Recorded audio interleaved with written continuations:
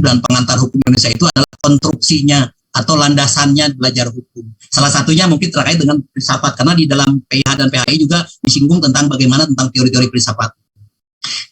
Mohon izin saya mencoba memulai dari hal yang elementer dulu tentang ini masih perlu ya tentang pentingnya belajar hukum, tentang belajar filsafat. Kenapa kita perlu belajar? Kenapa kita mengkaji tentang filsafat hukum khususnya atau ilmu lain ya? Nah, kita mulai mencoba dengan membedakan antara manusia, makhluk ciptaan Tuhan dengan ciptaan Tuhan yang lainnya. Nah, disinilah katanya bahwa sebagaimana keterangan juga sudah disampaikan bahwa kelebihan atau pembedaan antara ciptaan Tuhan manusia dengan yang lainnya adalah manusia adalah makhluk yang berpikir. Makhluk yang berpikir, oleh karena itu juga secara sunatullah, secara alami, inilah yang mendorong munculnya perkembangan tentang filsafat hukum. Karena salah satu cara atau metode dengan berfilsafat itu adalah merenung, berpikir, berkontemplasi. Dan hanya manusia yang bisa melakukan pemikiran atau berpikir atau berkontemplasi. Sementara makhluk lain tidak bisa. Ini kelebihan dari manusia, makhluk Tuhan yang membedakan dengan makhluk yang lainnya. Inilah ciri istimewa dari manusia. Manusia diberikan kemampuan bukan hanya nafsu, tapi juga diberikan otak, rasio berpikir. Nah, gitu kan ya, istimewa. Bahkan di dalam agama juga kan, saya yakin Ibu Bapak sudah paham, mohon maaf kalau saya salah, bahwa ada kelebihan, ada segumpal daging dalam diri manusia. Nah, itu juga yang membedakan manusia dengan yang lainnya. Kalau baik daging itu, maka baiklah orang perilaku manusia itu. Kalau jelek, maka jeleklah. Dan kalau sudah baik, manusia itu bisa lebih bagus karena didasari dengan tadi rasio berpikir. Tapi kalau sudah jahat, maka akan lebih jahat dari binatang. Karena jahatnya manusia bukan hanya mengandalkan rasio, tapi juga punya yang namanya kalbu. Ya, punya kalbu, punya pikiran, punya rasio, tapi juga punya kehendak yang lainnya. Itulah ciri istimewa. Nah, itulah dengan demikian maka diperintahkan oleh Tuhan untuk memanfaatkan fitrah kita, fitrah kodrati kita. Misalnya Tuhan memberikan mewajibkan pada kita untuk selalu berpikir, bertafakur, berpikir, ya, gunakan akalmu, gunakan pikiran, af'ala taqilun, gitu ya, af'ala tatafakarun, gunakan pikiranmu, gunakan akalmu, gitu kan ya, supaya otak kita diasah, digunakan, dimanfaatkan. Mungkin di sini ada ahli kedokteran dan lain-lain. Katanya kan otak yang bagus itu kan bukan otak yang halus, katanya gitu ya. Tolong kalau salah. Otak yang bagus itu katanya bukan yang halus, tapi otak yang justru banyak digunakan, banyak digunakan berpikir sehingga bentuknya tidak halus lagi. Kalau kita lihat bulan ya, dari kejauhan bulan itu kan nampaknya indah gitu kan. Tapi kalau sudah kita dekati dengan mikroskop dan yang lainnya, ternyata bulan itu tidak sehalus yang kita lihat, yang kita bayangkan. Ternyata ya begitulah kondisinya. Nah, otak manusia juga semakin sering digunakan, semakin sering dipakai untuk berpikir, ya justru kondisinya seperti itu. Tapi itu memang justru harusnya seperti itu. Ya itu harus seperti itu. Dan memang Tuhan juga memberitakan pada kita ya, untuk selalu menggunakan otak kita, pikiran kita, akal kita untuk terus diasah ya, sehingga nanti akan menemukan sesuatu yang paling baik gitu ya, menemukan keinginan manusia yang bisa tercapai kan gitu. Dan berpikir merupakan salah satu upaya untuk memperoleh pengetahuan. Nah, tadi berpikir itu salah satu upaya untuk memperoleh pengetahuan. Kalau bahasa Cak Lontong itu mikir katanya gitu kan. Berpikir itu dalam rangka kita mengolah, menggali, mencari pengetahuan untuk apa? Untuk menjawab apa? Menjawab permasalahan-permasalahan yang kita tanyakan, pertanyaan-pertanyaan dalam pikiran kita, dalam otak kita, nah, gitu kan. Termasuk juga mungkin kaitannya dengan perasaan kita. Nah, salah satunya dengan merenung. Nah, ya, merenung merupakan cara yang sesuai dengan watak filsafat. Makanya katanya kalau berfilsafat tidak berkerut dahi berkerut gitu ya, merenung, berkerut, tidak pusing, itu bukan belajar filsafat katanya. Karena kalau belajar filsafat harus berenung, tadi istilahnya apa? Kontemplasi, berkontemplasi gitu ya. Bahkan kalau kita lihat para filsuf zaman dulu kan begitu ya, harus menjauhkan dari keramaian, harus memisahkan diri, harus berpikir secara ini jernih, karena supaya bisa berpikir secara jernih. Nah, memikirkan sesuatu dalam sedalam-dalamnya itu adalah cara berfilsafat. Jadi untuk nanti masuk ke beberapa teori-teori filsafat.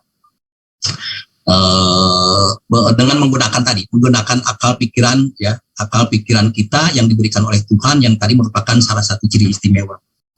Nah, berfilsafat artinya berpikir. Jadi ini animal rasional. Kalau dalam sosiologi kita mengenal ada social animal, manusia itu adalah makhluk yang bersosial, ya, bahwa identitas seseorang itu baru bermakna kalau ada di lingkungannya. Kalau dia berada dalam kehidupannya sendiri, memisahkan diri yang lain, justru tidak diketahui identitas, tahapan, kemampuan, kelebihan yang dimiliki oleh seseorang itu. Justru akan diketahui, akan dirasakan kalau dia berada di lingkungannya. Oh, baru kita merasakan bahwa kita punya kelebihan, kita punya kekurangan. Bahkan dalam agama itu kan disebutkan ya, bahwa orang yang baik itu orang yang adalah orang yang bermanfaat bagi lingkungannya. Nah itu jadi berpikir secara rasional atau animal rasional itu adalah ciri manusia yang selalu bertanya terus. Jadi kalau ada di rumah ada anak yang bawel, kita punya anak, tanya terus, jangan di istilahnya kalau di Bandung jangan digebes itu diputuskan harapannya, tapi diberikan jawaban-jawaban supaya dia bisa memahami. Walaupun kalau anak biasanya kan terus bertanya ya, tanya lagi. Kadang-kadang juga katanya bawel, kamu nanya-nanya nggak? Harusnya kan tidak seperti itu katanya. Pendekatan psikologi anak juga kan tidak seperti itu. Harusnya diberikan pemahaman, arahan sesuai dengan kemampuan daya nalar anaknya. Nah, gitu. Nah, filsafat mencintai kebijakan. Filosofi orang yang mencintai kebijakan, orang sufi orang yang bijaksana. Nah, ini juga mudah-mudahan dengan berbelajar filsafat maka kita akan betul-betul menjadi bijak dalam melakukan suatu tindakan, mengambil suatu keputusan, mengambil suatu langkah. Jadi kita ini para profesional, ibu bapak yang sudah punya posisi yang justru bukan lagi sebagai pelaksana kebijakan, tapi saya yakin ibu bapak itu adalah orang yang membuat kebijakan yang nanti juga akan dilaksanakan oleh yang lain. Maka dalam membuat kebijakan betul-betul harus dibuatkan konsep yang baik, yang betul-betul wise, bijaksana, melihat berbagai aspek, komprehensif, ya, sehingga yang diperoleh itu bukan menguasai tentang ilmu kebijakan publik. Mungkin ibu bapak sudah ada yang sudah mengambil mata kuliah kebijakan publik gitu kan ya, karena ini memang penting.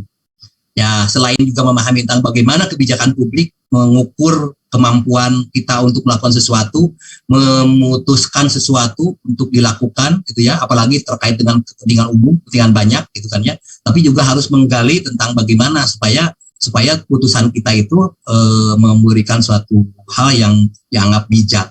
Nah, gitu ya, bijak dalam arti menghasilkan yang baik, yang bermanfaat, yang berguna, nah, gitu kan ya. Nah, secara praktis filsafat berarti alam berpikir atau alam pikiran. Nah, dengan demikian maka kita bisa hierarkisnya dulu ya, bahwa berfilsafat artinya berpikir secara mendalam dan sungguh-sungguh. Dikenal juga dengan radik. Makanya orang dulu sempat ramai-ramai kan, hati-hati ini ya, pemikiran yang radikal katanya gitu kan, menjadi ancaman. Kalau menurut pandangan saya, radik itu penting karena belajar di perguruan tinggi itu harus radik, harus sampai ke akar-akarnya, itu belajar dengan secara filsafat. Radik gitu ya, akar, dasar gitu kan ya. Jadi belajar yang harus radikal justru. Apa di kampus-kampus bahkan harus radikal. Radikal dalam arti ingin mengetahui lebih jauh, ingin mendalami lebih jauh, ingin menggali lebih dalam lagi. Bukan hanya sekedar kulitnya saja. Mengetahui, memahami tentang pengertian definisinya saja. Tapi ingin lebih jauh ke dalamnya, landasannya. Bahkan ibu bapak yang dari hukum atau dari yang non hukum juga mungkin kan kita mengenal dengan bagaimana untuk mengetahui latar belakang atau sejarah. Orang-orang hukum bukan hanya belajar pasal ya. Kita orang hukum nih bukan hanya belajar pasal tapi juga belajar tentang sejarah hukum. Belajar tentang logika hukum. Karena hukum bukan hanya sekedar para profesional hukum juga bukan sekedar bagaimana memasangkan pasal, bagaimana menerapkan pasal, tapi juga harus menganalisis apakah undang-undang norma itu sesuai enggak dengan kondisi sosial saat ini, sesuai dengan kebutuhan masyarakat. Itulah yang diperlukan oleh Ibu dan Bapak terkait dengan persoalan-persoalan menganalisis tentang atau mengkaji tentang persoalan-persoalan hukum. Karena kalau belajar hukum hanya belajar menghafal pasal, saya sering berkelakar di anak-anak S1. Kalau saudara-saudara belajar hukum hanya ingin pasal hafal, ya nggak usah susah masuk fakultas hukum. Ngapain repot-repot 3,5 tahun belajar di fakultas hukum. Tapi cukup aja lah beli KUHP 1 yang 569 pasal itu satu hari satu pasal, 1 minggu bisa 7 pasal atau 10 pasal, 1 tahun saudara bisa hatam tuh yang namanya KUHP. Itu kalau ingin belajar menghafal pasal. Tapi kan sesungguhnya bukan hanya itu. Belajar di fakultas hukum itu juga harus belajar asbabul urut atau memori pantulisting tentang sesuatu, tentang peraturan. Belajar tentang filosofi peraturan yang dikeluarkan. Bagaimana pengaruh logika hukum terhadap pasal itu. Bagaimana pengaruh-pengaruh non-hukum mempengaruhi terhadap hukum. Itu juga persoalan-persoalan yang dipelajari oleh orang-orang hukum. Nah, Ibu Bapak tadi saya ada mendengar ada yang bukan dari hukum, ya harus dijadikan sebagai pijakan hukum itu. Saya salut non hukum belajar tentang hukum karena memang hukum menurut pandangan saya sebagai, kalau saya lebih sering mengibaratkan hukum itu ibarat atmosfer, ibarat udara. Tidak ada orang yang tidak perlu hukum. Jadi sebetulnya hukum itu bukan hanya perlu bagi orang hukum saja, tapi juga perlu bagi semua orang. Karena saya katakan tadi, hukum itu ibarat atmosfer. Bagaimana kita merasa ya berbahaya lah kalau kehidupan kita tidak ada atmosfer atau kekurangan atmosfer. Ya, nah hukum itu ada di semua tempat. Seringkali atau kalau boleh pinjam istilah iklan Coca-Cola, hukum itu kan ada di mana saja, kapan saja, siapa saja perlu. Hukum itu perlu bukan bagi orang hidup. Walaupun seringkali hukum itu kan baru diperlukan ketika orang berkumpul lebih dari satu. Bicara mengatur tentang hak dan kewajiban. Tapi sesungguhnya hukum itu perlu bagi orang hidup, ya jelas. Tapi bagi orang yang akan hidup atau kehidupannya belum nyata di dunia dan orang yang sudah mati ternyata perlu hukum. Ya, dalam hukum waris, Ibu Bapak yang orang hukum mengenal ya bahwa dalam pembagian waris ketika ada anak masih di dalam kandungan, maka itu harus dianggap sudah ada. Maka dia memperoleh hak waris. Nah, gitu ya. Ketika ada orang meninggal, dipandang tidak perlu hukum, perlu juga hukum. Perlu hukum nanti pembagian waris. Ya, walaupun itu keperluannya untuk orang hidup, tapi kan kaitannya dengan orang mati dan hal yang lainnya. Itulah di sanalah saya dengan alasan seperti itu saya mengatakan bahwa hukum itu memang penting bagi semua orang. Bukan hanya orang yang belajar hukum, tapi akan lebih bagus orang yang mengkaji pendidikan non hukum, belajar hukum akan lebih bagus lagi. Karena nanti akan memiliki rule of the game, aturan main. Karena semua hidup kita itu harus dilandasi oleh rule of the game, harus ada aturan mainnya. Jangan sembarangan. Justru hukum itu kan dirancang bagaimana agar kita hidup tertib. Ya, hidup sesuai dengan koridor, ibarat kereta api on the track. Walaupun dalam satu dan lain hal mungkin saja kita harus lakukan improvisasi ya. Ini dikenal para penegak hukum atau yang lainnya, kalau improvisasi hukum dikenal dengan apa? Diskresi. Atau orang administrasi apa dikenalnya tuh? Tournement de faux-pas ya. Orang administrasi tournement de faux-pas membuat kebijakan yang perlu dilakukan. Misalnya karena ada kekosongan hukum atau ada sesuatu yang memang harus dilakukan tetapi memang tidak ada pengaturan yang jelas. Delayed gitu ya, delayed. Nah, itu mengeluarkan satu kebijakan. Nah, itu yang perlu dilakukan. Sehingga penting untuk belajar hukum.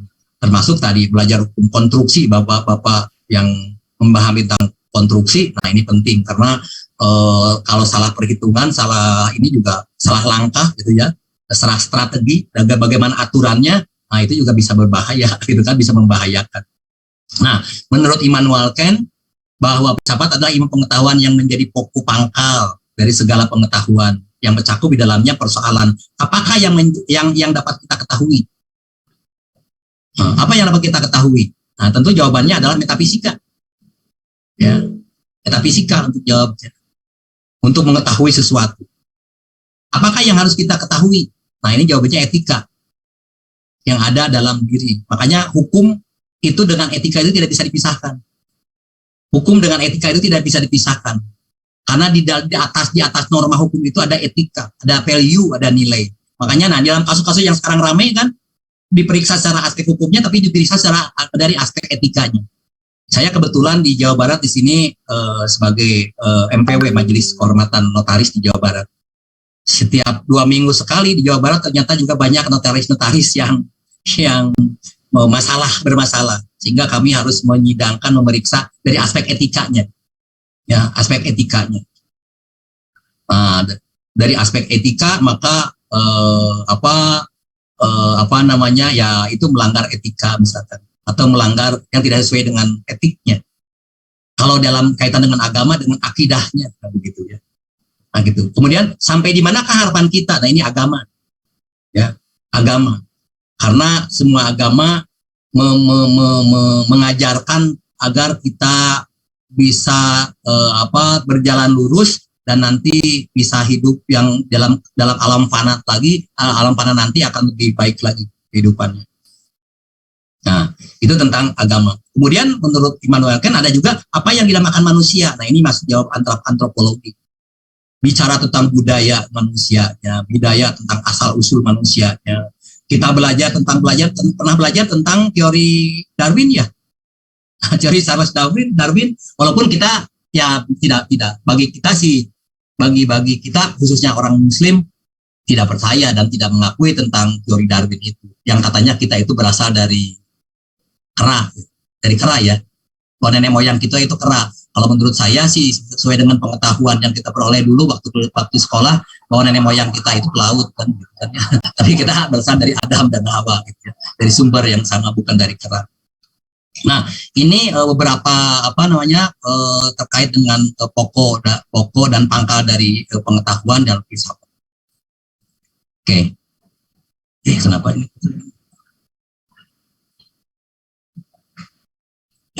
Ada ini nih. Nah, ada beberapa metode untuk mempelajari filsafat, Ibu dan Bapak. Paling tidak ada 2 metode untuk belajar mempelajari filsafat itu. Yang pertama metode historis. Metode historis itu yaitu metode mempelajari filsafat dengan cara mempelajari sejarah perkembangan. Perkembangan dari para pemikir, dari para tokoh-tokoh ya, sejak dulu hingga sampai sekarang. Ya, sejak dulu sampai sekarang. Tentang bagaimana perkembangan aliran-aliran, misalkan Bapak sudah mempelajari, saya yakin sudah mempelajari tentang aliran-aliran dalam filsafat. Nanti kita singgung, ya kita coba singgung sedikit. Yang nanti akan masuk kepada salah satunya konsep pemikiran dari John Austin tadi. Nah, dengan historis berarti belajar tentang, kalau dalam hukum apa tadi, memori pantulistingnya, gitu ya, asbabul nuzulnya, asbabul urutnya.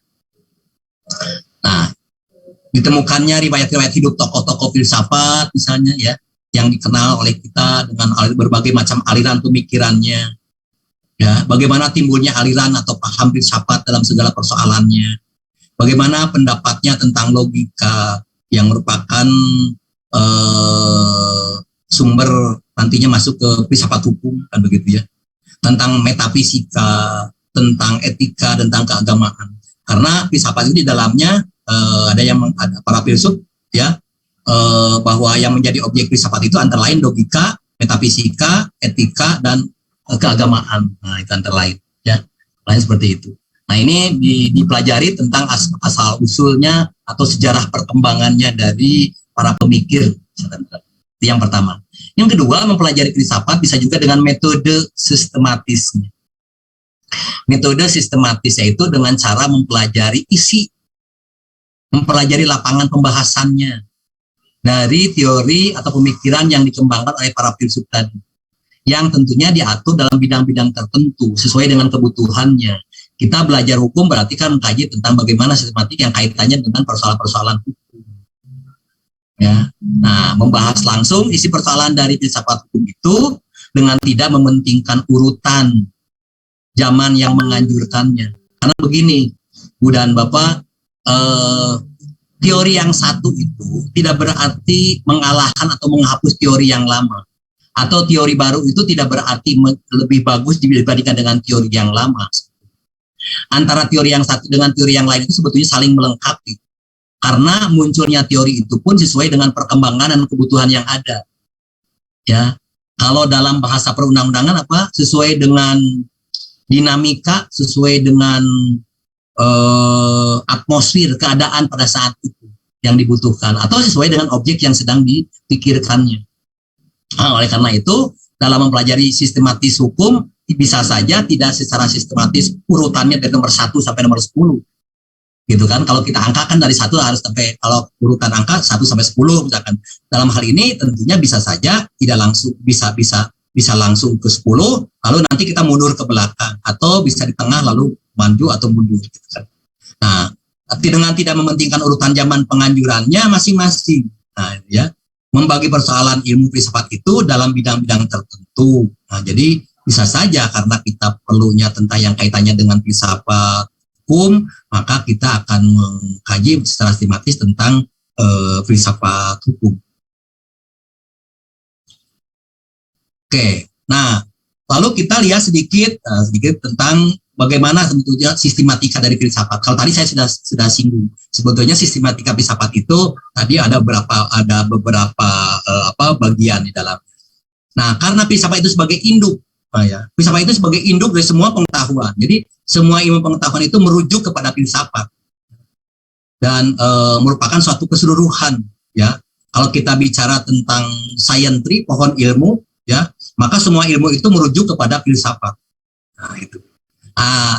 Salah satunya Plato, misalkannya filsuf Plato membedakan lapangan filsafat itu dalam 3 macam, ada 3 cabang. Ada yang dialektika yang mengandung persoalan-persoalan atau pengertian-pengertian umum. Ada yang masuk dalam fisika yang mengandung persoalan-persoalan dunia materi. Tapi juga ada yang etika, cabangnya itu, yaitu mengandung persoalan baik dan buruk, ya, tentang baik dan buruknya. Itu menurut menurut Plato tentang cabang. Sedangkan menurut Aristoteles, ya, orang yang pertama kali merumuskan bahwa logika merupakan bagian. Logika sebagai ilmu tersendiri merupakan cabang dari filsafat. Nah, ini juga logika dari cabang, ya, cabang dari filsafat secara umum. Sedangkan filsafat hukum masuk dalam etika, seperti di bawah etika. Oke. Nah, kita lihat lagi misalnya apa yang diungkapkan oleh Aristoteles. Aristoteles mencoba membagi cabang dari filsafat itu adalah ada logika, ilmu yang dipandang pendahulu, ya, bagi filsafat. Lalu ada filsafat teoritis yang di dalamnya meliputi ada fisika, matematik, metafisika. Lalu ada filsafat praktis yang di dalamnya adalah etika, ekonomi, politik. Ya, dan ada lagi filsafat putika, ya, tentang estetika, tentang keindahan, seni dan lain-lain. Ada yang mengatakan bahwa hukum itu juga, belajar hukum juga sepertinya belajar seni berhukum. Mungkin terutama bagi para penegak hukum atau para praktisi hukum. Bagaimana cara berhukum? Ibu bapak yang pernah belajar sosiologi hukum, nah itu kan tentang cara berhukum, ya. Cara berhukum itu seni, ya. Pak Murphy, saya lagi kuliah dulu, nanti saya kontak ya. Kuliah dulu saya. Ya. Oke, nah jadi hukum juga seni berhukum.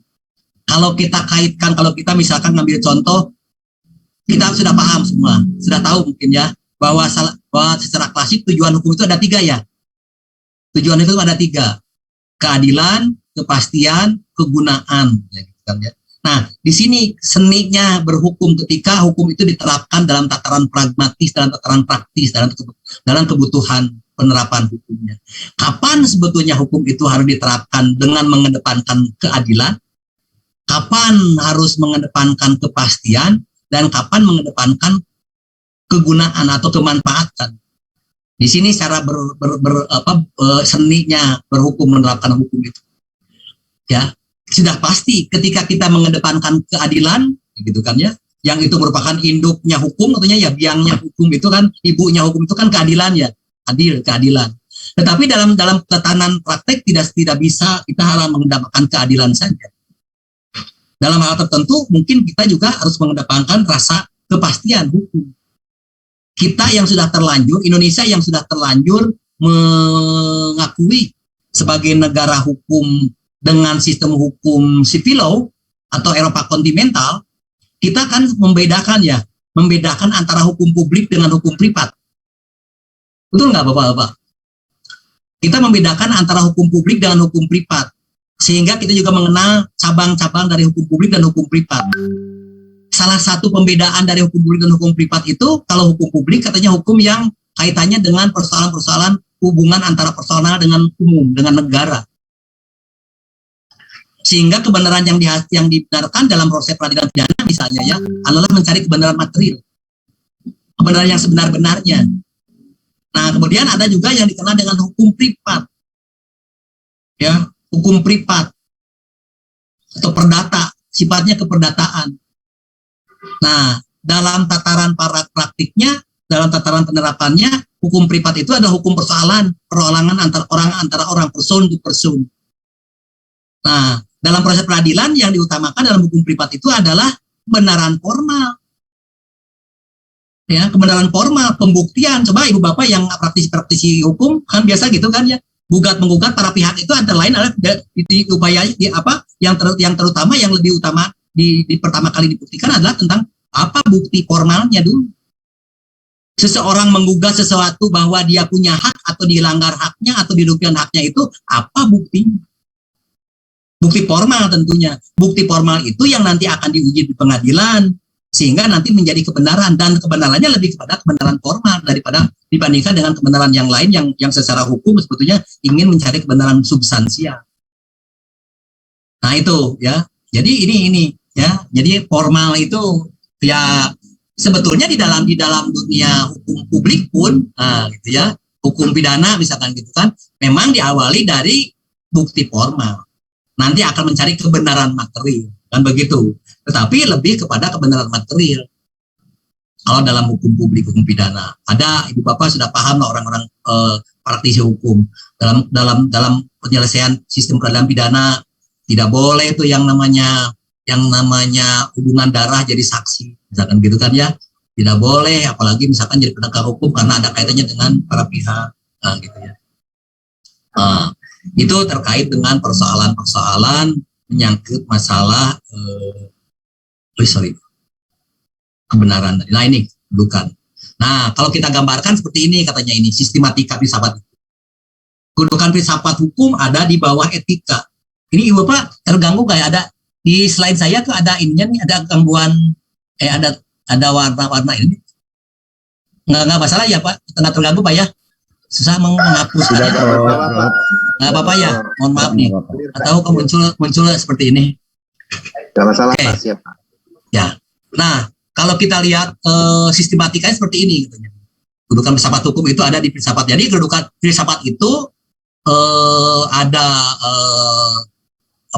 bagian dari filsafat hukum itu adalah ada logika, ada filsafat teoritis, di mana filsafat teoritis itu di dalamnya meliputi fisika, matematika, ada metafisika, kemudian ada filsafat praktis, antara lain etika. Lalu ke bawahnya itu ada filsafat hukum. Nah, kemudian ada lagi yang namanya putika, tadi yang estetika, kesenian. Nah, gitu ya. Filsafat praktis, etika, ada ekonomi, ada politik. Nah, ini persoalan terkait dengan sistematika dari filsafat. Oke.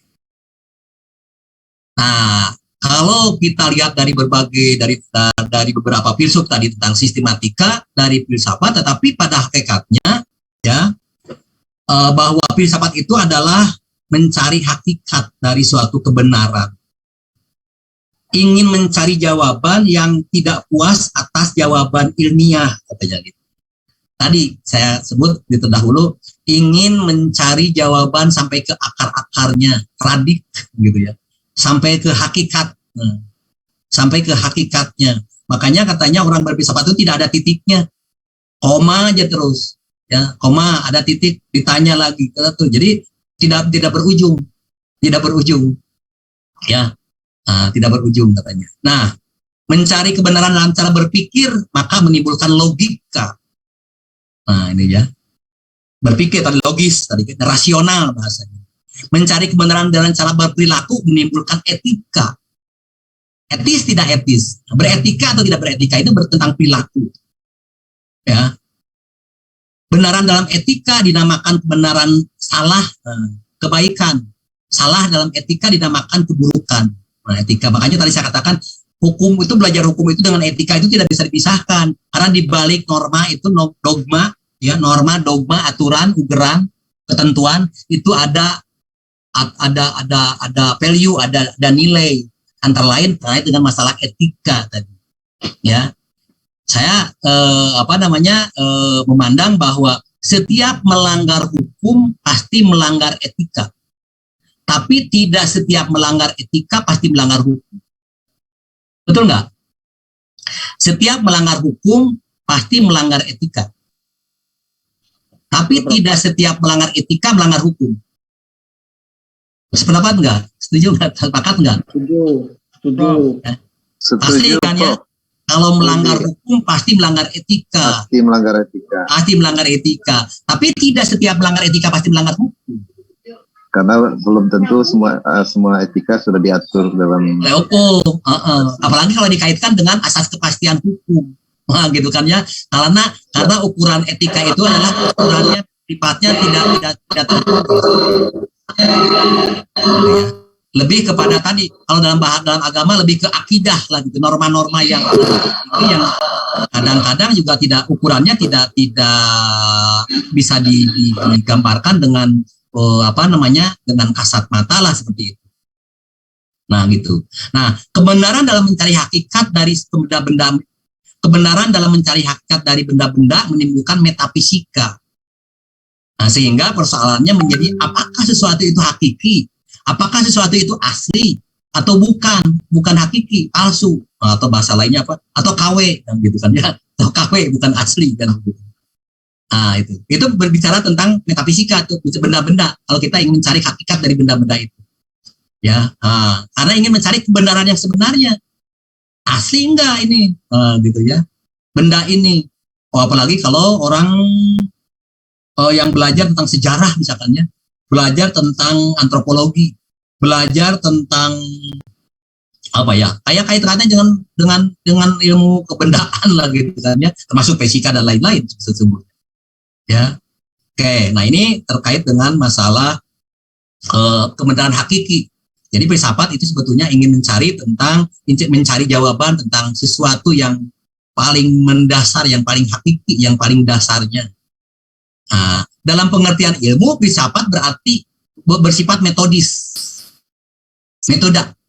Nah, filsafat mempunyai metode tertentu karena dapat dikaji, dapat diselidiki secara ilmiah. Nah, yang kedua, filsafat itu bersifat sistematis. Nah, filsafat punya kerangka-kerangka yang jelas, ya, kerangka-kerangka yang jelas, dan bersifat koheren, ya, koheren. Dia mempunyai keterkaitan. Kalau bahasa hukum apa? Simbiosis mutualistis gitu ya. Ada hubungan sebab akibat. Simbiosis. Hubungan sebab akibat. Dalam hukum, itu penting tuh, yang namanya kausalitas itu. Dalam orang-orang pidana selalu dikaji tentang teori kausalitas. Sebab akibat. Gitu. Apakah betul? Tapi sebetulnya orang-orang ilmu alam juga belajar tentang itu, bahkan diperdalam tentang kausalitas ya, tentang kausalitas. Oleh ilmu sosial, ekonomi juga sama, belajar tentang kausalitas. Nah, dari ketiga sifat filsafat itu, yang metodis, yang sistematis, yang koheren, ya, maka filsafat menjadi ilmu yang sifatnya universal. Universal itu artinya itu bisa dipakai, bisa dipergunakan, atau bisa dijadikan rujukan, atau bisa dijadikan metode untuk mengkaji berbagai disiplin ilmu yang lain, bukan hanya hukum. Ya, bukan hanya hukum. Ya, hukum sudah jelas tadi kalau kaitannya dengan masalah Feren jadi ya. Hukum kalau ilmu, nah knowledge dengan science, ya. Science dengan knowledge kan beda ya Bu ya, Pak ya. Pengetahuan, knowledge itu pengetahuan saja, itu hanya pengetahuan saja. Tapi beda dengan ilmu, apalagi kalau dengan ilmu pengetahuan, nah lagi-lagi kan. Ya, tidak semua pengetahuan adalah ilmu. Tidak semua knowledge, ya, pengetahuan adalah ilmu. Tapi kalau ilmu pasti pengetahuan. Karena kalau pengetahuan itu, ya, kalau knowledge itu kan bisa diperoleh dengan berbagai cara, ya. Bisa dengan pengalaman, bisa melihat, mendengar, merasakan, itu pengetahuan. Tahu bahwa gula itu manis, cukup saja dengan pengetahuan saja dirasakan. Ya, itu. Tahu sesuatu benda itu seperti ini, ya karena pengetahuan saja, bisa tidak perlu dalami. Tapi kalau soal ingin mengkaji lebih jauh sehingga menjadi ilmu pengetahuan, maka perlu dilakukan upaya-upaya yang sistematis dengan riset dan lain-lain sehingga menjadi ilmu pengetahuan. Karena ilmu pengetahuan itu paling tidak kan punya ciri-ciri tersendiri, ya, ciri-ciri tersendiri, karakteristik. Dikatakan ilmu pengetahuan itu pertama sistematis tadi kan, ya, sistematis. Ya, bukan hanya sekedar rasional, masuk akal. Ya, bisa ada rujukannya. Ada sistematika tadi, ada rujukannya. Kemudian ada metode yang digunakannya. Dan terbuka untuk dikaji. Ya. Terbuka oleh umum untuk dikaji, apalagi hukum. Hukum itu ibu bapak yang non hukum, yang orang yang eksak itu sangat tingkat relativitasnya tinggi. Hukum itu tingkat relativitasnya tinggi. Benar hari ini belum tentu benar dengan hari kemarin atau hari esok. Nah, gitu. Benar gitu. Apalagi benarnya benar menurut pandangan masyarakat secara umum. Bukan benar secara yuridis gitu kan. Ya. Nah, misalkan baik menurut hari ini belum tentu baik menurut besok karena hukum sesuai dengan perkembangan masyarakat, ya, sangat berpengaruh, ya. Kebenaran, makanya penelitian dalam hukum itu hari ini diteliti, nanti 1 bulan 2 bulan ke depan bisa saja diteliti kembali dan hasilnya berbeda karena mungkin situasinya juga berbeda. Oleh karena itu nanti ibu bapak kan akan melakukan penelitian untuk menyusun disertasi. Biasanya, dan ini sudah menjadi ukuran ketentuan dalam menyusun disertasi, nanti ibu bapak harus membuat state of the art. Ini sudah Prof. Anies mungkin sudah menjelaskan. State of the art. State of the art itu nanti bapak ibu akan harus menggambarkan hasil penelitian yang sama, hasil penelitian tentang tema yang sama dari penelitian orang lain yang pernah dilakukan. Paling tidak dari standar disertasi lah. Paling tidak kalau kami di sini mensyaratkan 5 harus mencantumkan 5 hasil penelitian orang lain yang telah diuji, kemudian masalahnya apa, temuannya apa. Lalu nanti kalau yang kandidat doktor atau calon doktor ini melakukan penelitian yang tema yang sama, perbedaannya apa dengan penelitian-penelitian yang pernah dilakukan oleh yang lain itu? Itu nanti akan memunculkan temuan-temuan baru atau originalitas penelitian. Diuraikan dalam state of the art. Nah, gitu. Bedanya apa? Nah, gitu dengan penelitian yang pernah dilakukan yang lain. Karena begini, penelitian yang ibu lakukan, yang bapak lakukan itu bisa juga untuk melengkapi atau menggugat, bisa saja. Ibu bapak jangan khawatir kalau penelitian yang ibu bapak lakukan, temukan itu ternyata beda dengan penelitian yang lama. Nggak ada masalah. Dalam hukum itu nggak ada masalah. Apalagi mungkin karena objeknya sama, tapi tempatnya berbeda. Walaupun juga dulu seringkali diterjemahkan, dimanfaatkan oleh anak-anak S1, judulnya sama, masalahnya mungkin beda-beda sedikit, objeknya beda, yang satu penelitian di Semarang, yang satu penelitian di Bandung, gitu kan ya.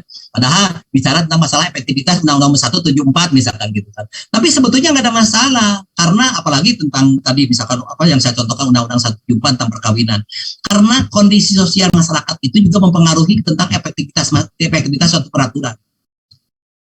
Ya, kalau tadi kita sudah singgung tentang teori Laurel Friedman ya, Lorenz Friedman ya, yang 3 itu ibu bapak ya, bahwa sistem hukum itu meliputi di dalamnya subsistem apa katanya? Struktur structure dan substansi, Prof. Bahwa sistem hukum the legal substance, substansi hukum, the legal structure, struktur hukum, dan legal culture, budaya hukum. Nah, ini yang menarik justru bagi hukum. Budaya suatu masyarakat tertentu akan besar pengaruhnya terhadap penegakan hukum atau efektivitas suatu hukum. Sebetulnya bisa begitu. Jadi penelitian tentang tadi misalkan penelitian tentang Undang-Undang Nomor 1 tahun 74 di Jakarta tentunya akan berbeda dengan penelitian efektivitas Undang-Undang Nomor 1 di daerah Pantura misalkan gitu ya. Kalau kami di Jawa Barat misalkan di daerah Pantura itu di Indramayu, Cirebon misalkan gitu kan ya. Khususnya misalkan terkait dengan masalah penerapan batas usia syarat perkawinan. Misalnya, itu akan berbeda. Masyarakat-masyarakat perkotaan yang lebih mengedepankan karir dan profesi tidak nomor satukan jodoh dan lain-lain. Mereka akan berkarir semaksimal mungkin, cita-citanya akan dikejar setinggi langit. Sehingga masalah usia tidak lagi jadi persoalan untuk kawin tahun usia berapa. Bahkan mungkin ya ada yang sudah tua baru, maaf ya, bukan usia ini. Tapi di masyarakat-masyarakat yang memang culture-nya memandang bahwa jodoh itu salah satu ukuran tentang harga diri atau nilai yang berlaku di masyarakat, itu menjadi taruhan. Sehingga ketika ada punya anak udah usia 14 tahun atau 15 tahun, belum ada yang melamar, belum ada yang ngapelin, misalkan gitu kan ya, orang tua itu resah. Karena khawatir anaknya dianggap anak yang jomblo, misalkan gitu kan ya, yang tidak ada orang yang mau mendekatinya. Nah, itu berbeda. Dari perbedaan karakteristik culture saja nanti akan mempengaruhi kepada efektivitas suatu ketentuan peraturan. Nah, yang penting kita bagaimana bisa mengolahnya, bagaimana kita bisa mendeskripsikannya, sehingga bahwa persoalan-persoalan ini yang mempengaruhi kepada persoalan efektivitas hukum. Oke, itu ya. Jadi ini terkait dengan ini. Jadi filsafat menjadi ilmu yang universal karena nanti bisa dipakai atau memang pasti dipakai oleh berbagai disiplin ilmu. Nah, sebagai pandangan hidup, bisa juga filsafat itu juga ditujukan pandangan hidup. Sebagai pandangan hidup, filsafat adalah petunjuk arah kegiatan aktivitas manusia dalam segala bidang kehidupan. Misalkan kita belajar tentang filsafat kenegaraan kita, filsafat Pancasila, yang merupakan kalau ada kaitan misalkan kalau karena kita seringkali juga dan kita yakin bahwa Pancasila itu adalah guru normnya, katanya kalau dikaitkan dengan teori siapa tuh? Teori filsafat tentang guru normnya, hukum dasar yang siapa Pak? Oke. Nah, bahwa filsafat itu adalah guru normnya, way of life-nya bangsa Indonesia, kan begitu ya? Way of life-nya bangsa Indonesia. Nah, sebagai pandangan hidup, petunjuk hidup, arah kita melangkah, arah kita untuk bermasyarakat, bernegara, ya gitu kan ya. Karena itu filsafat memiliki paling tidak ada 4 sifat dari filsafat itu. Yang pertama, filsafat itu sifatnya menyeluruh atau universal. Sifat menyeluruh mengandung arti bahwa cara berpikir filsafat itu tidak sempit. Selalu melihat sesuatu persoalan atau permasalahan itu dari sudut yang ada dari segala aspek. Nah, ini ya, menyeluruh atau universal. Itu yang pertama ya. Atau bisa juga komprehensif. Ya, komprehensif ya. Yang kedua, bahwa filsafat itu memiliki sifat yang mendasar. Yang kedua, mendasar. Tidak hanya melihat dari kulit luarnya saja, hanya hal yang elementer saja, tetapi juga secara mendasar, tadi yang disebut dengan deep learning. Kalau belajar ilmu itu deep learning, sampai ke akar-akarnya, sampai ke bawah. Kalau tadi saya singgung, belajar hukum itu bukan hanya sekedar membaca pasal, tapi juga kita harus belajar tentang memori pantuliftingnya, asbabul nuzulnya, asbabul urutnya, asal muasalnya, nah gitu kan ya.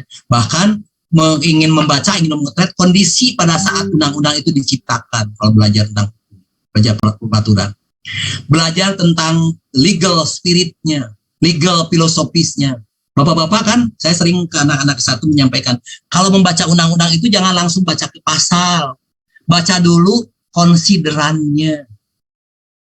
Bapak tahu, bapak kan tahu ya konsideran undang-undang ya, menimbang dan seterusnya, memperhatikan dan seterusnya. Itu di sana justru letak the legal filosofi dari suatu peraturan perundang-undangan. Sebetulnya undang-undang ini bentuknya untuk apa, dalam rangka pertimbangan apa, tujuannya apa, itu di sana. Lalu nanti masuk membreakdown ke dalam pasal-pasal isi undang-undang itu. Tergambar nggak? Ada nggak pasal-pasal yang mencerminkan atau yang tersurat atau yang tersirat dari apa yang diharapkan dari sebagaimana yang tercantum di dalam the legal spirit tadi. Itu harus sampai ke sana. Bagaimana bisa menunjukkan bahwa benar bahwa undang-undang ini sesuai dengan apa yang diharapkan di keluarnya undang-undang ini, legal spiritnya ini, maka dicantumkanlah uraiannya seperti ini, normanya seperti ini, dirumuskannya pasal-pasalnya seperti ini. Yuk, bangga. Pesan saya dong. Belum pesan ya? Oh, baik. Yang ketiga sifat dari kesalahan itu adalah kawan-kawan tolong. Assalamualaikum Mas. Yang pesan yang VIP ada? Ada. Istigo. Mengapa? Saya minum dulu ya. Moodnya dimatiin. Tolong di mute. Yang ketiga, kita lanjutkan. Yang ketiga, bahwa sifat dari filsafat hukum itu adalah spekulatif. Spekulasi yang dilakukan dalam filsafat hukum harus memiliki dasar-dasar. Beda spekulasi dalam filsafat hukum itu dengan spekulasinya gambling. Nah, bukan gambling ya. Kalau kita tahu kan gambling itu untung-untungan ya, judi itu kan gambling. Ya, itu spekulasi Pak, untung-untungan, tebak-tebakan. Nah, tapi dalam filsafat itu spekulatif yang terukur. Ya, tidak gambling. Mudah-mudahan aja. Itu kan orang-orang yang biasa pintar belajar matematik Pak ya, yang kode buntut. Kode buntut kan belajar matematik ya. Ada rumus-rumus kan ya. 4 rumusnya 4 di apa namanya istilahnya tuh? 4 jadi 7, 2 jadi 5, mimpi ditafsirkan. Nah, itu mas spekulatif yang kali di gambling kan ya. Sama dengan saya kemarin mempelajari ini dakwaan di Bandung kan ada kasus yang ini Pak, yang yang kasus ini. Kalau di Jakarta yang diundur pasal tanggal 14 itu si siapa? Yang seolah-olah katanya padahal itu sebetulnya penipuan ya, sebetulnya si gambling ya.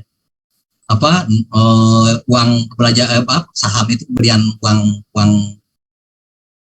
si siapa kemarin tuh? Trading ya. Trading Binomo. Di Binomo trading. Indraken. Nah, di Bandung ada Pak yang sedang juga diadili si Salmanan. Doni Salmanan. Saya melihat ternyata ada perbedaan. Tadinya saya diminta jadi ahli di sana. Karena saya melihat kalau sebetulnya kan bagus tuh yang dakwaan dari jaksa yang ada yang si Indraken karena mencantumkan pasal tentang gambling. Pasal 27 ya. 27 ya di Undang-Undang ITE. Yang di Doni Salmanan justru tidak mencantumkan itu. Aduh ini kok hanya mengandalkan 378 penipuan. Padahal itu bukan sekedar penipuan. Iya betul ada nipu, tapi sebetulnya itu kan permainan sebetulnya itu kan gambling, untung-untungan karena bukan jual beli palas seperti yang yang sekarang banyak dilakukan orang. Karena saya membaca mengikuti apa yang dilakukan oleh si Doni ini, sebetulnya dia mah hanya mengiklankan sesuatu, ngajak orang untuk main judi. Bukan untuk membeli transaksi palas, karena tidak ada jual belinya. Itu hanya tebak-tebakan. Kalau 3 menit nebak bahwa harga palas ini naik, maka dapat sekian, kalau turun dapat sekian, kalau 5 menit dapat sekian, 10 menit dapat sekian. Itu sebetulnya gambling. Makanya saya sepakat ini nanti harus juga dikenakan juga undang-undang tentang itu. Oke, jadi kembali, kalau spekulasi dalam filsafat artinya spekulasi yang memiliki dasar yang dapat dipertanggungjawabkan secara ilmiah, tidak sekedar hanya tebak-tebakan. Kalau bahasa Bandungnya apa? Kira-kirata gitu Pak. Nah, ini nggak ada orang Bandung di sini ya. Maaf kalau tidak ngerti. Kirata, dikira-kira tapi nyata. Itu dikira-kira tapi nyata. Nah, itu mah tebakan yang tidak jelas, tidak ilmiah. Biasanya kan banyak tuh yang gambling-gambling itu di pinggir-pinggir jalan tuh. Yang judi-judi, plat nomor dan lain-lain. Oke, yang keempat, sifat dari filsafat itu adalah refleksi kritis. Refleksi kritis mengedepankan dari apa yang dipikirkan secara berulang-ulang dan mendalam dengan melakukan kontemplasi, berpikir, berenung, bertanya terus, berulang-ulang terus, benar nggak? Kenapa begini, terus merefleksikan kritis. Setelah ini, jawaban ini, tanya lagi, ingin tahu lebih dalam, itu yang namanya refleksi kritis, melakukan kontemplasi ya, untuk menjawab atas jawaban yang telah ada, atau berpikir yang terus-menerus, berulang-ulang. Ini bisa dijadikan sebagai salah satu metode di dalam penulisan karya ilmiah secara ini, tapi tidak bisa juga berpikir secara umum, berpikir secara filsafat. Kalau kita kuliah, ibu bapak kuliah itu harus selesai. Oleh karena itu, maka kalau menulis harus sampai titik. Karena disertasi yang baik itu bukan disertasi yang tebal, bukan disertasi yang lama, tapi disertasi yang selesai. Nah gitu ya. Yang selesai, yang bisa dipertanggungjawabkan di ujian sidang terbuka. Masalah nanti nilai ini itu mah relatif, kita tidak perlu menjadi khawatir, tidak perlu khawatiran. Dan ibu bapak jangan khawatir. Tadi sekali lagi, kalau nulis itu harus ada titiknya Pak, jangan koma terus. Kalau koma terus tidak akan selesai, harus ada titik. Dan pasti, apalagi belajar hukum, pasti tidak akan sempurna. Paling tidak kita mendekati tulisan-tulisan yang mendekati ideal dalam tulisan. Atau paling tidak kita memenuhi standar penulisan. Normanya diikuti, standarnya diikuti, tahapannya diikuti, ya itu selesai. Masalah nanti hasilnya bagaimana itu urusan ini. Apalagi penilaian itu kan subjektif. Saya paling tidak bisa memberikan nilai untuk pertanyaan-pertanyaan yang logika itu nilai 100. Karena kalau saya selalu berpijak pada filosofi saya 100 itu yang sempurna hanya untuk Tuhan, nilai 100 itu. Kalau yang untuk jawaban mahasiswa mas 90 lah, itu sudah bagus. Untung sekarang nilainya dikompilasi menjadi huruf kan ya. Bu Bapak ya, kalau transkrip nilai kan huruf ya. Ini Bapak semester berapa ini? 1, Bapak. Oh, semester 1. Oh, semua semester 1 ya? Semester 1, Prof. Semester 1. Oh, semester. Oh, baru ini ya, baru BG ya, Pak ya. Anak baru gabung, mahasiswa baru gabung. Semester 1 ya? Oke, baik. Pak, Bapak, Ibu, kalau nanti saya terlalu cepat, terlalu ini, ada hal yang ini boleh Pak, di tengah-tengah kuliah ini boleh nanya. Walaupun nanti tadi sudah ada pertanyaan sedikit, sudah dari Ibu, siapa tadi, saya lupa lagi namanya. Ibu yang di Balikpapan ya? Terlalu jelas, Prof. Saya tanya, Prof. Gimana Pak? Ibu PT Celup Raya. Ya, yang dari Kalimantan ya, Kalimantan. Batang, Prof. Batam, sorry. Batam ya, dari Batam.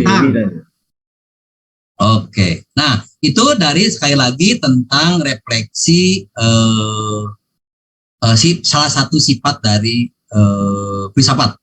Lalu fungsi filsafat itu pertama sebagai ilmu pengetahuan, jelas ya, sebagai ilmu pengetahuan, membantu ilmu pengetahuan untuk menjawab pertanyaan-pertanyaan yang tidak dapat dijawab oleh ilmu. Ya. tidak bisa dijawab oleh ilmu, maka renung, berpikir. Tapi intinya tadi sekali lagi, jangan terus berpikir, harus dituangkan pikiran itu dalam tulisan, sehingga jadilah yang namanya disertasi. Masalah nanti kualitas disertasi bagus dan buruk tidak perlu jadi ukuran utama, Ibu Bapak. Yang penting memenuhi kriteria standar penulisan karya ilmiah dan ada titiknya, jangan koma terus. Kalau koma terus tidak akan selesai standar masa mukim Ibu Bapak 2,5 tahun. Karena masa mukim kuliah itu 2,5 tahun, walaupun diberi koridor sampai dengan 7 semester ya. 7 semester. Tetapi semakin lama, beban semakin berat, apalagi Ibu Bapak yang tugas belajar. Kebanyakan ini tugas belajar atau izin belajar nih? Ada tugas belajar, izin belajar. Izin belajar, Izin Prof. belajar, Prof. Izin, Prof. Kalau Belajar, Prof. kalau izin belajar berarti ini mah swasembada ya. Swasembada. Kalau izin belajar Ada izin, ini kan swasembada. Bagus lah berarti. Prof. Ada subsidi ya pasti ya dari lembaga. Paling tidak ada seriti dari istri. membagi kocek dengan istri ya, berarti baiklah ibu bapak kepada istri dan istri juga pada bapaknya, karena anggarannya dipotong untuk, tapi nggak apa-apa, ini kan investasi karena dengan pendidikan itu loncat. Apalagi sekarang ada standar, kalau nanti ibu bapak jadi dosen misalnya, atau sekarang sudah jadi dosen, tapi saya nampaknya ini kebanyakan praktisi malah ya, atau birokrasi mungkin kebanyakan nih daripada akademisi. Nah, kalau dosen kan campur ya, lebih banyak, tapi mungkin ini ya. Kalau gado-gado ya, gado-gado. Kalau dosen kan sekarang sudah menjadi standar bahwa harus S3, doktor. Kalau di birokrat mungkin paling tidak lah. Kalau saya juga ada teman-teman, kalau doktor kan, kalau ketika ada peluang untuk penempatan posisi dan lain-lain atau peluang yang lainnya kan paling tidak kan dipertimbangkan, karena pengetahuannya dipandang lebih mumpuni.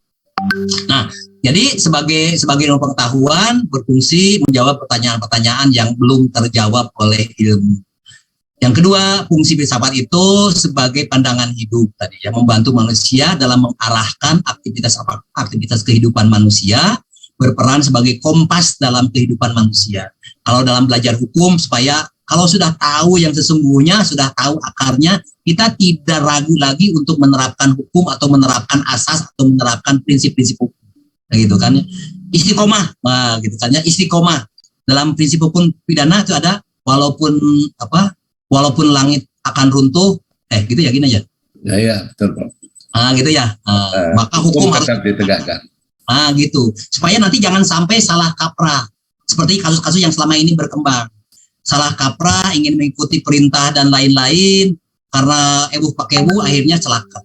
Nah, itu jangan seperti itu. Harus istiqomah. Sama juga yang istiqomahnya dengan orang-orang yang, maaf saja, kalau saya sudah kembali ke jalan yang benar, ke jalan yang lurus, yang masih smoker misalkan, itu kan biasanya orang-orang, teman-teman saya di kampus masih ada yang ahli hisab maksud saya, selalu istiqomah itu kan ya, istiqomah untuk pertahankan, karena dulu belajarnya susah sekali kata teman-teman saya itu. Jadi kalau mau ditinggalkan itu sayang. Jadi jihad fisabilillah yang pertahankan itu. Ahli hisab betul Pak. Iya. Itu katanya kalau ditinggalkan sayang Pak, belajarnya susah sampai pusing-pusing. Sekarang sudah pinter, jadi dilanjutkan saja. Oke, jadi itu sebagai kompas untuk supaya on the track tadi ya, betul-betul rule of the game-nya, dan kita tahu gitu kan bahwa ini benar, ini salah, gitu kan ya. Ini benar, ini salah. Masalah nanti bagaimana penerapannya, kita akan lebih yakin, seyakin-yakinnya kalau kita tahu juga latar belakangnya. Karena sejarah tadi, sejarah juga akan membawa keyakinan kita, menguatkan kita pada keyakinan kita tentang sesuatu yang kita ketahui, yang kita peroleh. Oke, nah sifat filsafat adalah cara berpikir yang kritis dan mendalam. Karena tadi bawel kalau bahasa ininya, bertanya terus bertanya terus, tanya ini, terus tanya ini, sampai mendalam, sampai ke hal yang akarnya. Nah, gitu ya. Filsafat adalah ilmu yang akan membantu setiap ilmu pengetahuan untuk menjawab pertanyaan yang tidak terjawab oleh ilmu itu sendiri. Di saat teori-teori dan ilmu-ilmu yang ada tidak mampu menjawab, maka filsafatlah yang akan membantu menjawabnya. Filsafat ada pada setiap ilmu yang ada. Nah, gitu tadi makanya ada berbagai macam pengetahuan atau bagian dari filsafat. Pentingnya ahli hukum mendalami filsafat hukum agar seorang ahli hukum nantinya dapat berpikir dengan dan secara kritis, objektif dan mendalam. Contoh, mempelajari tentang, walaupun kita, nah ini kadang-kadang dilema, ini saya sering banyak pertanyaan dari para teman-teman di penegak hukum, baik kepolisian maupun jaksa. Karena ada beda pandangan atau beda filosofi atau beda paradigma barangkali. Ya, saya selalu mengajarkan kalau dalam hukum tadi bukan sekedar menerapkan hukum. Kalau boleh meminjam bahasa Profesor Mukhtar, belajar di Fakultas Hukum itu bukan menjadi tukang hukum. Kalau tukang hukum itu kan tidak perlu pakai logika. Yang penting ototnya kuat. Tukang itu menerapkan. Nah, orang belajar di Fakultas Hukum, jadi sarjana hukum atau doktor ilmu hukum itu bukan hanya sekedar memasang pasal ketika ada kasus, tapi juga menjadi profesional. Dikaji dulu apakah pasal itu masih relevan tidak dengan kondisi objektif saat ini. Karena undang-undang itu memiliki sifat kerigidannya, rigid, kaku, kekakuannya. Undang-undang itu ketika diundangkan maka akan seperti itu adanya, sebagaimana yang tersurat. Tetapi kebutuhannya akan mengikuti perkembangan dan kebutuhan masyarakat. Case itu akan berkembang. Makanya disinilah pentingnya bagaimana mengkaji undang-undang itu, sejauh mana undang-undang itu atau norma itu masih bisa diterapkan atau perlu dilakukan upaya-upaya modifikasi. Muncullah yang disebut dengan interpretasi, teori interpretasi dalam hukum. Orang-orang hukum itu mengenal dengan beberapa teori interpretasi ya, Ibu Bapak ya. Ada beberapa macam teori interpretasi. Walaupun kadang-kadang juga didikotomikan dengan teori apa lagi yang dilarang dalam hukum pidana? Ada yang masih kenal? Tidak boleh analogi.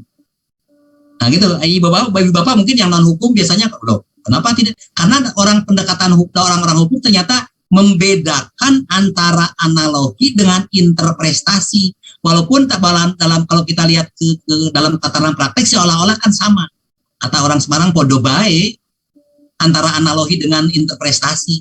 Toh sama-sama memperluas hukum, memperluas aturan, menganalogkan. Nah, kalau kata Profesor Mulyato beda. Menganalogkan dengan interpretasi. Sama juga pandangan para ahli hukum Belanda pada waktu zaman 1920 ketika munculnya teori Ares tentang elektrik, pencurian aliran listrik. Nah, itu menyebelah Bapak Ibu, waktu itu menyebelah, ada dua kubu besar tuh di dunia persilatan hukum. Ketika munculnya Ares tentang pencurian aliran listrik, ada yang mengatakan itu analogi, menganalogikan benda, barang dalam pencurian, ya, dalam aliran listrik. Karena dulu awalnya kan kalau pengadilan tingkat pertama, tingkat kedua bukan pencurian. Ibu Bapak sudah tahu, mungkin Bapak tahu nggak konstruksi kasusnya? Jadi ada seseorang yang mencoba mengkaitkan kabel, gitu kan ya, tarik ke rumahnya, mencuri aliran listrik Pak. Yep. Akhirnya ditarik ke rumah, nyalalah listrik di rumahnya. Lampu listrik, lampu bohlam TL atau apalah namanya. Dengan cara tidak bayar ya Prof. Diseret ke pengadilan dengan dasar dia melakukan pencurian. Kalau kita dalam KUHP ada 362 ya Pak ya? 362 Prof. 362. Diseret karena memenuhi unsur barang siapa, nah, gitu kan ya, melawan hukum, mengambil barang sesuatu yang seluruhnya atau sebagian milik orang lain, nah, kan begitu. Ya. Tapi ternyata dibebaskan kan di tingkat pertama di pengadilan di Belanda, dikuatkan juga di pengadilan tingkat banding, baru di Mahkamah Agung dihugrat. Nah ini Dihukum. dihukum karena Sendiri, bro. hugrat ya berpijak pada teori tadi, teori interpretasi. Dengan putusan itu Hoggerat menginterpretasikan dengan teori interpretasi yang diperluas.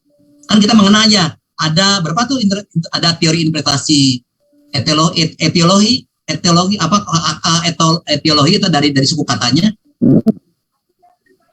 Ada interpretasi historis gitu kan ya. Ada interpretasi komparatif gitu ya. Ada interpretasi yang diperluas. Yang itu juga dipakai di Indonesia sekarang, dikuatkan oleh Profesor Mulyatno dalam bukunya Asas Dasar-Dasar Hukum Pidana. Kata Hoggerat katanya bahwa orang ini mencuri barang sesuatu itu, yaitu aliran listrik. Kata orang yang berbeda, itu bukan benda, itu bukan barang, bukan bud, karena undang-undang mengatakan barang siapa mengambil barang sesuatu, dan dikatakan sesuatu itu harus barang yang berwujud, katanya. Iya. Harus yang kata bahasa orang Bandung mah bungkelekan, bukan abstrak, nyata, bisa dipegang, bisa diraba, gitu kan ya. Oh, secara hukum barang itu ada yang berwujud, ada yang tidak berwujud. Bukan hanya yang bergerak dan tidak bergerak, gitu kan ya. Oleh karena itu, maka dengan menggunakan teori interpretasi yang diperluas, orang ini mencuri, mengambil barang orang lain, yaitu arus. Walaupun kabelnya dia yang beli, listriknya dia yang beli, tenaganya yang dia keluarkan, tapi dia mengambil. Nah, itu. Alirannya, Pak. Nah, sejak itu dipakailah di seluruh dunia, termasuk Indonesia atau negara-negara yang menganut sistem hukum sipil atau Eropa kontinental. Termasuk di Indonesia, sekarang orang yang mengoprak meteran kena dengan pencurian aliran listrik. Bahkan muncul juga, ada kasus juga tentang pencurian pulsa. Gitu kan. Di Jogja ada kasus, Pak. Di Jogja dulu ada kasus ketika masih belum rame-ramenya handphone. Ya, dulu kan telepon ongkel atau telepon rumah ya Pak ya. Iya. Ada kabelnya. Nah di Jogja ada kasus tuh dulu. Ada seorang yang rumahnya betul-betul berdekatan dengan hotel. Dia seorang penghuninya itu punya pacar di luar negeri. Dulu kalau telepon keluar itu kan harus SLJJ ya Pak ya. Iya. Saya dulu waktu di Semarang, ini cerita sejarah saya waktu dulu di Semarang. Dulu waktu saya di Semarang, saya punya istri di Bandung, karena saya dulu tadi kontraktor sendiri di sana, jadi kontrak di sana. Sementara istri di Bandung. Saya sering pacaran tuh, kalau malam-malam, kalau kangen-kangen. Teleponnya biasa jam 9 malam, supaya nanti pulsanya setengah harga di Telkom itu. Karena dulu saya belum punya HP waktu tahun 94 itu. Ya. Nah, ini cerita kembali. Cerita tadi orang yang dekat rumah hotel tadi. Ceritanya dia itu sering pacaran dengan pacarnya yang ada di luar Jawa, di luar negeri. Dengan cara apa? Dengan cara dia kiper juga nih, anak ini kreatif juga. Dengan cara mencuri aliran listrik, aliran listrik dari hotel. Dia mencoba, apa istilahnya kalau di dalam di pom bensin mah apa namanya tuh? Kencing di jalan tuh apa yang nyuri itu ya? Kan ada juga ya pencurian sekarang juga pencurian tuh Pertamina dan lain-lain di bawah laut juga yang kasusnya juga ada yang di ini dari saliran di bawah laut itu dialirkan gitu kan ya. Nah, ini kasusnya tadi Pak, kabel telepon yang ke hotel itu ya disadap, bukan disadap di apa bajak. Ada disadap apa namanya? Gimana Pak? Bajak loh. Disuntik, Bro. Dia cantil Dari kan. gitu Pak. Disuit lalu bisa dia tarik ke rumahnya. Dia dengan sepuas hatinya dia bisa teleponan sampai ongkek lah kata orang Bandung, sampai sepuas-puasnya gitu kan. Tidak lama kemudian orang hotel kaget, kenapa ini sudah sekian bulan bayar telepon ini kok membengkak sekali gitu. Akhirnya ketahuan lah bahwa ternyata ini ada bocor di jalan dan masuk ke rumah itu. Akhirnya dilaporkan. Nah itu pengadilan berpijak pada jurisprudensi tadi Pak, putusan pencurian aliran listrik.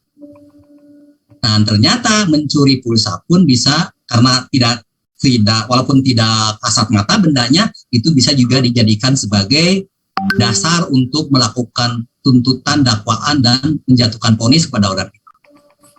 Nah gitu. Bahkan muncul juga pemikiran-pemikiran lain, Pak. Nah ini terkait dengan tadi filosofi tentang pencurian. Tapi di balik itu sebetulnya ada juga tentang bagaimana filosofi mencuri.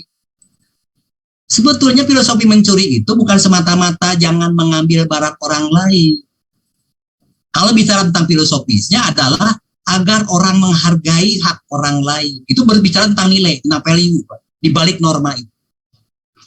Bukan sekedar tidak boleh mencuri barang orang lain, tapi nilai-nilai mengatakan bahwa kalau bukan haknya, kalau bukan ininya, jangan coba-cobalah ganggu hak milik orang lain.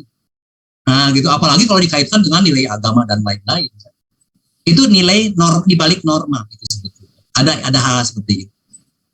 Sama dengan pasal-pasal yang lain. Nah, sampai saat ini muncullah berkembang kaitannya dengan penerapan itu. Dari kajian-kajian yang tadi filosofis itu terhadap kasus-kasus konkret bisa dijadikan sebagai dasar untuk mengembangkan hukum di masa yang akan datang. Gitu maksudnya. Jadi yang dimaksud dengan kritis, objektif dan mendalam itu supaya juga bisa diterapkan sesuai dengan pada masanya, waktunya. Karena tadi apa saya katakan?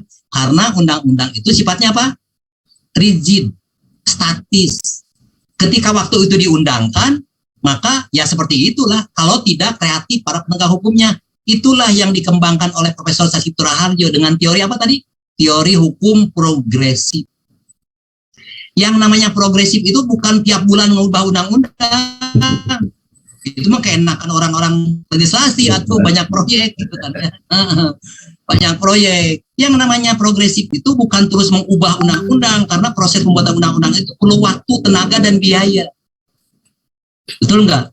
Apalagi kalau misalkan nanti komparatif, studi komparatif. Di sini ada anggota dewan? Ada anggota DPR mungkin? Dewan atau DPRD mungkin ya? Ada ya? Supaya nanti bisa sharing terkait dengan perbuatan pembentukan perda dan lain-lain, proses seperti apa gitu menurut saya. Nggak ada ya? Ada ya. Ya, ngomong.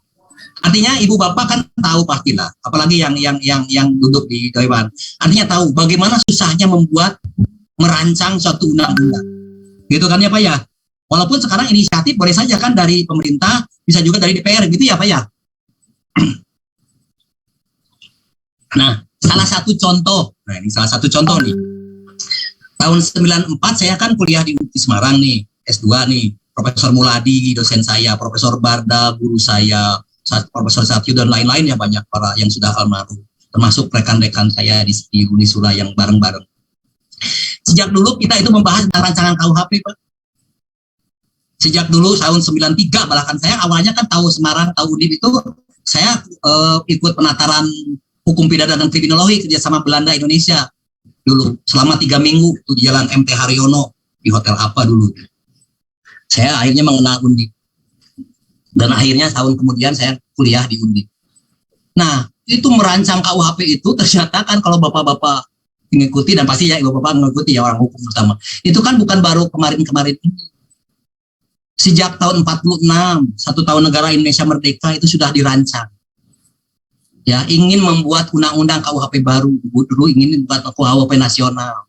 Wajarlah katanya negara yang sudah merdeka tidak lagi menggunakan KUHP asing. Belanda, karena dalam Undang-Undang Nomor 1 Tahun 46 juga itu kan sebetulnya substansinya lebih banyak kopian wetboek Panfravrech voor Nederland Indi, hanya diterjemahkan bahasanya dari bahasa Belanda ke dalam bahasa Indonesia, sedikit dimodifikasi gitu kan. Makanya dilakukan kajian-kajian dan lain-lain. Itu dari dulu. Baru tahun 63, 64 sebetulnya ide dasar awal buat konsep baru tentang rancangan KUHP buku 1. Lalu masuk sampai ke tahun 80-an muncul buku 2 dan lain-lain. Terus sampai berapa? Katanya sampai sekarang sudah 9 generasi itu Pak, sampai tahun 2020 ini. Sudah 9 generasi. Yang melanjutkan kemarin saya diskusi jadi narasumber di MUI Jakarta untuk membahas 4 poin yang masih menjadi catatan. 12 poin. Karena dari 14 poin tinggal 12 poin lagi. tentang beberapa pasal yang masih dijadikan dipandang krusial dalam rancangan KUHP. Itu saya coba singgung tentang sejarah yang saya peroleh pengetahuan saya dari guru-guru saya, almarhum Profesor Muladi dan yang saya hormati Profesor Bardana Babi. Nah, ternyata tidak mudah. Dulu tahun 2019 sudah selesai rancangan KUHP, mau diundangkan, ternyata diprotes. Banyak masyarakat dan mahasiswa yang memprotesnya. Dan saya yakin sebetulnya mereka yang protes lebih banyak membaca teks yang terakhir, tidak mengikuti asbabul urutnya. Sehingga memang ketika melihat banyak ada pasal-pasal yang dipandang tidak sesuai dengan perkembangan zaman, itu menjadi persoalan-persoalan bagi mereka. Walaupun yang saya katakan tadi, tidak ada yang namanya undang-undang yang sempurna. Tidak ada, pastilah harus melakukan upaya-upaya di perjalanan. Apalagi sekarang perkembangan masyarakat yang sangat cepat. Kan perkembangan masyarakat di dunia hukum juga sama dengan perkembangan teknologi ya Pak ya. Ibu Bapak kan sekarang sudah tidak mau lagi memegang handphone yang beli 3-4 tahun yang lalu. Pasti ingin diganti karena tiap tahun juga ada aplikasi baru, ada model baru dan lain-lain. Teknologi itu juga mempengaruhi kepada persoalan hukum. Sehingga hukum pun harus update. Yaitu tadi yang kembali ke pemikiran Profesor Saidito Rahadjo. Harus progresif. Harus berpikiran progresif. Dan berpikiran progresif itu jangan menunggu undang-undangnya. Bukan hanya undang-undangnya yang harus diubah, menyesuaikan dengan perkembangan masyarakat, tapi harus para pelaksana hukumnya, penegak hukumnya, masyarakatnya yang harus progresif berpikir menyesuaikan dengan perkembangan yang ada. Nah ini biasanya juga terjadi suatu sedikit perbedaan dengan para penegak hukum tadi, para pelaksana. Di satu pihak ingin berpegang dan memang harus berpegang pada asas kepastian hukum tadi, harus pasti sehingga jelas nih unsur-unsurnya apa dasarnya sehingga orang bisa diseret ke pengadilan, dijadikan sebagai tersangka atau terdakwa di pengadilan. Jaksa juga harus jelas mengkonstruksikannya di di surat dakwaan pasal-pasalnya. Baru kemudian nanti hanya hakim yang punya keleluasaan dibandingkan dengan penegak hukum yang lain. Hakim yang punya keleluasaan lebih yaitu bisa melakukan refinding, penemuan hukum, konstruksi hukum, melakukan penafsiran, silakan. Nah itu justru yang dikembangkan, harus dikembangkan. Sehingga betul-betul hukum yang ada sekarang walaupun belum diubah bisa diterapkan sesuai dengan kebutuhan dan perkembangan masyarakatnya. Sehingga bisa dinamis, walaupun tentunya agak susah. Tapi kan di dunia ini kan mencari adil itu, mencari keadilan secara substansial juga keadilan yang sifatnya relatif kan? Karena hakimnya juga tidak ada hakim yang maha agung, hanya ada hakim agung. Kalau hakim agung mah ya sesuai dengan norma-norma yang ada saja. Beda kalau hakim yang maha agung, nah itu nanti di dunia di akhirat nanti keadilannya keadilan yang betul-betul adil. Di kita itu keadilan yang terukur saja gitu kan ya. Keadilan yang terukur sesuai dengan norma yang berlaku. Tapi juga karena masyarakat mencari keadilan, harus juga memperhatikan nilai-nilai yang hidup dan berkembang di masyarakat. Makanya saya termasuk salah seorang yang masih sepakat, walaupun perdebatan sebetulnya, terkait dengan penerapan pasal 2, pencantuman, masih dicantumkannya rancangan KUHP di pasal 2, tentang dengan tidak mengurangi berlakunya hukum yang tertulis, tapi juga masih memperlakukan hukum adat yang sesuai dengan nilai Pancasila, nilai perkembangan masyarakat regional maupun internasional. Nah itu masih oke. Jadi itulah filsafat hukum. Oke. Lalu kedudukan filsafat hukum dalam filsafat ini nanti Permisi, Prof. Ya. Izin untuk minta pencerahan boleh? Oh iya udah jam 11 ya. Kita diskusi aja ya. Boleh, monggo. Gak apa-apa, Prof, nanti dilanjutkan aja. Hampura menyela takut keburu lupa. Betul. Monggo. Tadi Ibu, Ibu siapa? Saya Ita. Hampura, Prof, tidak bisa menyalakan kamera karena sinyal. Oh ya nggak apa-apa. Ibu posisinya di mana Bu? Bu Ita ya? Saya di Depok, Jawa Barat. Oh iya, monggo Bu, monggo. Izin ya Prof Nandang. Jadi kan selama ini ada semacam keyakinan yang menguat di masyarakat bahwa mempelajari filsafat itu bisa membuat orang itu jauh dari Tuhan. Bahkan bisa sampai ateis gitu.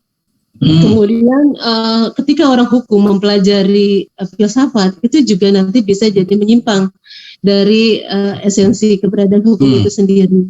Nah, tapi saya pernah membaca gitu bahwasannya sebenarnya irisan antara ilmu hukum, ilmu agama dengan filsafat itu tidak ada pertentangan di dalamnya.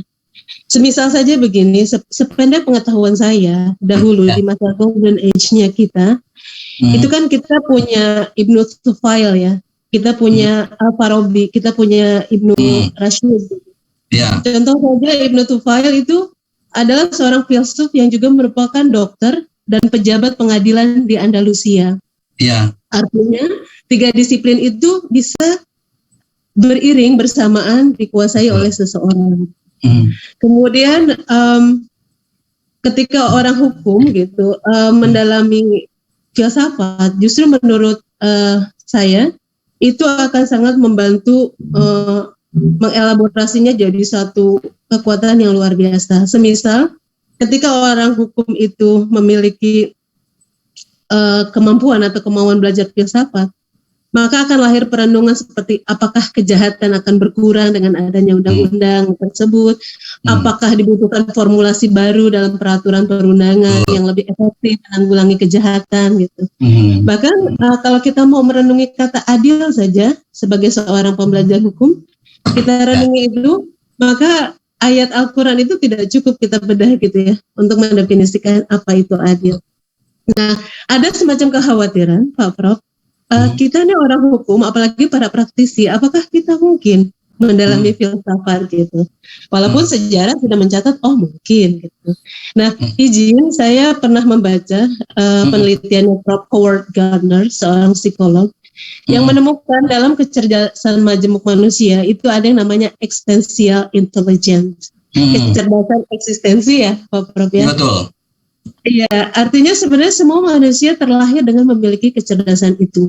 Terlepas pola asuh dan lingkungan kemudian membentuk kita menjadi seperti sekarang, menjadi polisi, menjadi jaksa, menjadi praktisi.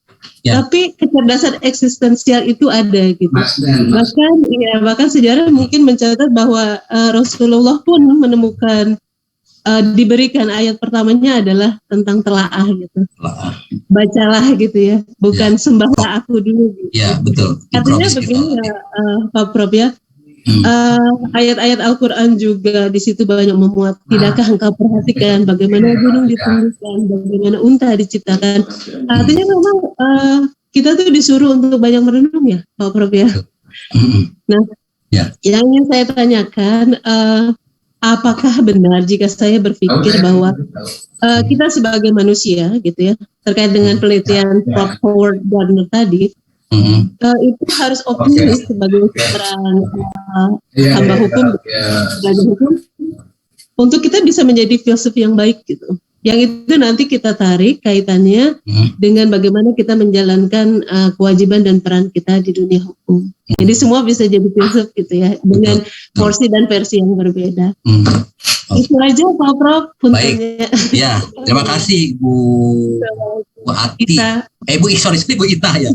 Bu Ita, maaf Bu Ita. Ibu penegak hukum? Kurator, Prof. Gado-gado, Prof. Gado-gado. Betul Bu. Banyak orang yang berpandangan bahwa belajar filsafat itu akan nanti malah menjadi tidak tune in gitu ya, menjadi keluar dari norma-norma yang telah diatur gitu. Tapi sesungguhnya justru apa yang Ibu sampaikan itu sudah betul. Apa yang Ibu sampaikan bagaimana kaitannya antara ilmu hukum, agama dan filsafat, karena semuanya juga sebetulnya menginduk kepada agama, dan semua juga, dan di Indonesia itu kan diakui bahwa semua orang Indonesia itu adalah orang yang beragama. Artinya mengakui kebenaran. Nah, tinggal masalah tingkat relativitas kebenaran itu sesuai dengan keyakinannya masing-masing. Tapi semua yakin bahwa kaitannya dengan penegak hukum misalnya tadi ya, pasti ingin menegakkan kebenaran tadi. Nah, belajar filsafat saya yakin tidak akan menjauhkan malah menjadi orang-orang yang jauh dari Tuhan, jadi ingkar gitu kan ya, bahkan menjadi kafir misalkan gitu. Tidak sebetulnya, karena juga belajar filsafat keagamaan pun tadi justru ingin mencari hakikat Tuhan. Walaupun memang dalam perjalanannya kalau dilihat dari kacamata yang orang tidak belajar filsafat, Bu, kadang-kadang dipandang mahiwal, maaf tanda kutip. Tahu ya semua mahiwal ya? Menyimpang ya. Menyimpang. Ibu bapak bisa ngobrol dengan orang-orang yang belajar filsafat, misalkan di fakultas dakwah. Kami di sini punya fakultas dakwah. Orang-orang yang belajar filsafat dakwah biasanya memang kadang-kadang jalan pikirannya tidak bisa diikuti oleh masyarakat orang-orang yang normal seperti orang yang apalagi orang hukum misalnya gitu kan ya. Karena orang hukum kan lebih kepada nalar dan perbuatan lahiriah. Nah, justru dengan belajar filsafat, dengan belajar filsafat termasuk juga agama, sebetulnya nanti akan saling melengkapi, akan mencari, akan memberikan jawaban-jawaban yang hakikat yang sesungguhnya. Walaupun tadi saya katakan kalau penegak hukum memang lebih dituntut untuk kepastiannya. Tapi dengan mengetahui akar permasalahan yang sesungguhnya, maka dia akan lebih wise, lebih bijaksana ketika menerapkan hukum itu, menerapkan aturan itu, atau menegakkan aturan tadi. Jadi bukan karena dalam perkembangan saat ini, bahwa yang namanya, dan memang dalam teori hukum juga, yang namanya menegakkan hukum itu bukan menegakkan undang-undang. Pengadilan itu bukan orang mencari kepastian hukum, tapi pengadilan itu tempat orang mencari keadilan. Nah, khawatirnya ketika keadilan itu tidak bisa diperoleh di pengadilan, maka akan terjadi yang disebut dengan pengadilan jalanan atau eigenrichting dan lain-lain. Walaupun, tadi saya katakan walaupun yang diberikan oleh pengadilan pun tidak akan keadilan-keadilan yang substansial, yang adil-adilnya, tapi paling tidak barometernya ada. Ini juga Bu yang memang kadang-kadang menjadi persoalan. Adil menurut ini, tidak adil menurut ini, itu pengadilannya. Di gugatan pengadilan, kata yang menang, oh iya adil. Tapi kata yang tidak menang, oh ini tidak adil. Hal terjadi seperti itu karena ukuran barometer proses ketika memberikan rasa keadilan yang tidak transparan, yang tidak sesuai dengan norma yang berlaku di masyarakat. Nah, oleh karena itu agar bisa selain induk kepada norma yang ada, tapi juga melihat fenomena yang terjadi, bagaimana akar permasalahannya, bagaimana norma yang terjadi, yang ada, dan apa sebetulnya sejarah, termasuk juga apa yang dikehendaki, maka tadi perlu belajar filsafatnya. Filosofinya apa sih? Tadi sudah banyak kita singgung tentang pencurian, tentang pembendaan tadi, tentang penganiayaan. Ya, nilai delik tadi disinggung tentang delik penganiayaan, delik pembunuhan itu bukan semata-mata jangan menganiaya orang lain, jangan menyakiti orang lain, tapi justru adalah bagaimana cara kita saling cinta kasih, menyayangi, mengayomi sesamanya. Itu sebetulnya nilai value dari pasal-pasal yang ada di dalam undang-undang, pasal tentang penganiayaan dan pembunuhan. Kita juga mengenal tadi tentang dalam hukum itu ada fiksi hukum dan lain-lain. Nah, jadi kalau menurut pandangan saya justru akan menambah bijaksana, menambah wawasan yang lebih luas dengan kita mempelajari filsafat hukum. Apalagi dikaitkan dengan norma-norma agama. Karena orang Indonesia itu adalah orang yang beragama. Sebagaimana tertera dalam pasal 29 ya. Nampaknya belum diubah ya Undang-Undang 45 ya. Bahwa orang Indonesia itu adalah orang yang beragama kan. Makanya saya menafsirkan pasal ini bahwa di Indonesia itu tidak berhak hidup orang yang tidak beragama. Kalau orang tidak beragama, ateis dan lain-lain, tinggalkan Indonesia karena dalam konstitusi Undang-Undang Dasar 45 Indonesia itu mengakui negara yang punya masyarakat yang orang beragama. Paling tidak kan ada berapa? 6 ya? 6-7 agama yang diakui. Gitu. Nah, oleh karena itu agama itu tadi saya katakan itu ingin mencari jawaban. Apa tadi sudah saya sampaikan, ingin menjawab tentang pertanyaan yang sebetulnya tidak bisa dijawab dengan pengetahuan, tapi nah ini sampai di manakah harapan kita, hope agama. Semua orang itu menyampaikan, memberikan tadi agama itu adalah bagaimana cara kita berbuat baik agar nanti juga kita bisa hidup lebih baik lagi. Harapan, kenyataan. Dan semua agama juga pasti ujung-ujungnya ya bicara tentang surga dan neraka. Ya, nanti akan ada hidup. Kalau kami orang-orang Islam ya umumnya kan mengenal ada kehidupan yang lebih abadi nanti setelah mati. Dan kehidupan abadi itu akan diperoleh bagaimana ketika kita hidup di dunia ini. Karena di akhirat nanti bukan lagi cara melaksanakan agama, tapi menikmati hasil pekerjaan kita di dunia. Bukan lagi saatnya untuk beribadah, tapi bagaimana menikmati hasil ibadah di dunia, kan begitu. Nah, cara beribadah kita antara lain sesuai dengan profesi masing-masing. Saya sebagai dosen harus lebih hati-hati ketika menyampaikan, ya, ketika menyampaikan sesuatu. Bu, Bapak, ukuran ilmiah itu, ukuran seorang akademisi itu bukan mampu menjawab pertanyaan dosen. Kalau tidak mau menjawab, sampaikan, katakan pertanyaan mahasiswa atau pertanyaan yang lain. Sampaikan, kami belum bisa menjawab. Nanti kami akan cari rujukannya, gitu. Supaya tidak membohongi, karena dosen itu dijadikan rujukan. Jangan lupa, apalagi anak-anak S1. Kalau mahasiswa seperti Ibu, tataran S3, S2, S3 sih, saya yakin sudah bisa memfilter mana yang benar omongan dari dosen, mana yang tidak. Tapi anak-anak S1, omongan dosen itu menjadi rujukan. Sehingga bisa-bisa kita menjadi racun ketika kita salah memberikan pengetahuan pada mereka. Karena selalu dijadikan rujukan, selalu dijadikan ukuran. Oleh karena itu harus betul hati-hati menyampaikan pada mereka, orang-orang yang belum punya filter. Nah, jadi tidak akan salah arah. Tadi kaitannya dengan teori yang disampaikan bahwa setiap manusia itu mempunyai kecerdasan eksistensi, betul. Dalam keyakinan kita orang Islam kan semua manusia itu dilahirkan suci, tetapi dibekali dengan tadi kemampuan akal, pikiran, kalbu tadi. Itu yang membedakan awal-awal tadi saya katakan, yang membedakan manusia dengan hewan.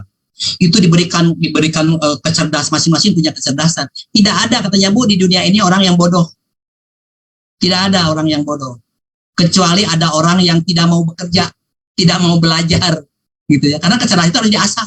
Semua orang itu punya potensi.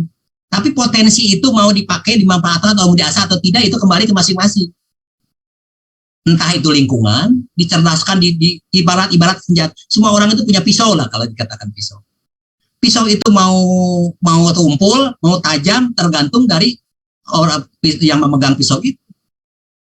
Kalau ingin tajam berarti kan diasah, diasah istilahnya, ditajamkan dengan berbagai macam cara. Bisa dengan konvensional, bisa dengan cara modern, memanfaatkan yang lain. Kan begitu. Kalau tidak mau, ya tumpul, ya berarti kan tidak perlu diasah. Nah gitu. Nah sama. Jadi ini kecerdasan ini akan terus dikembangkan, harus terus dikembangkan. Makanya belajar. Kalau saya sih berpandangan belajar filsafat tidak ada pertentangan antara filsafat agama dengan ilmu hukum. Makanya kita kan sekarang bergeser, Bu, dan sudah lama sebetulnya bergeser dari pemikiran yang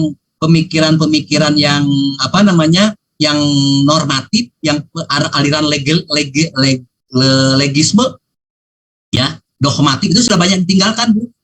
Karena tujuan hukum itu sebetulnya kan bukan hanya untuk mencari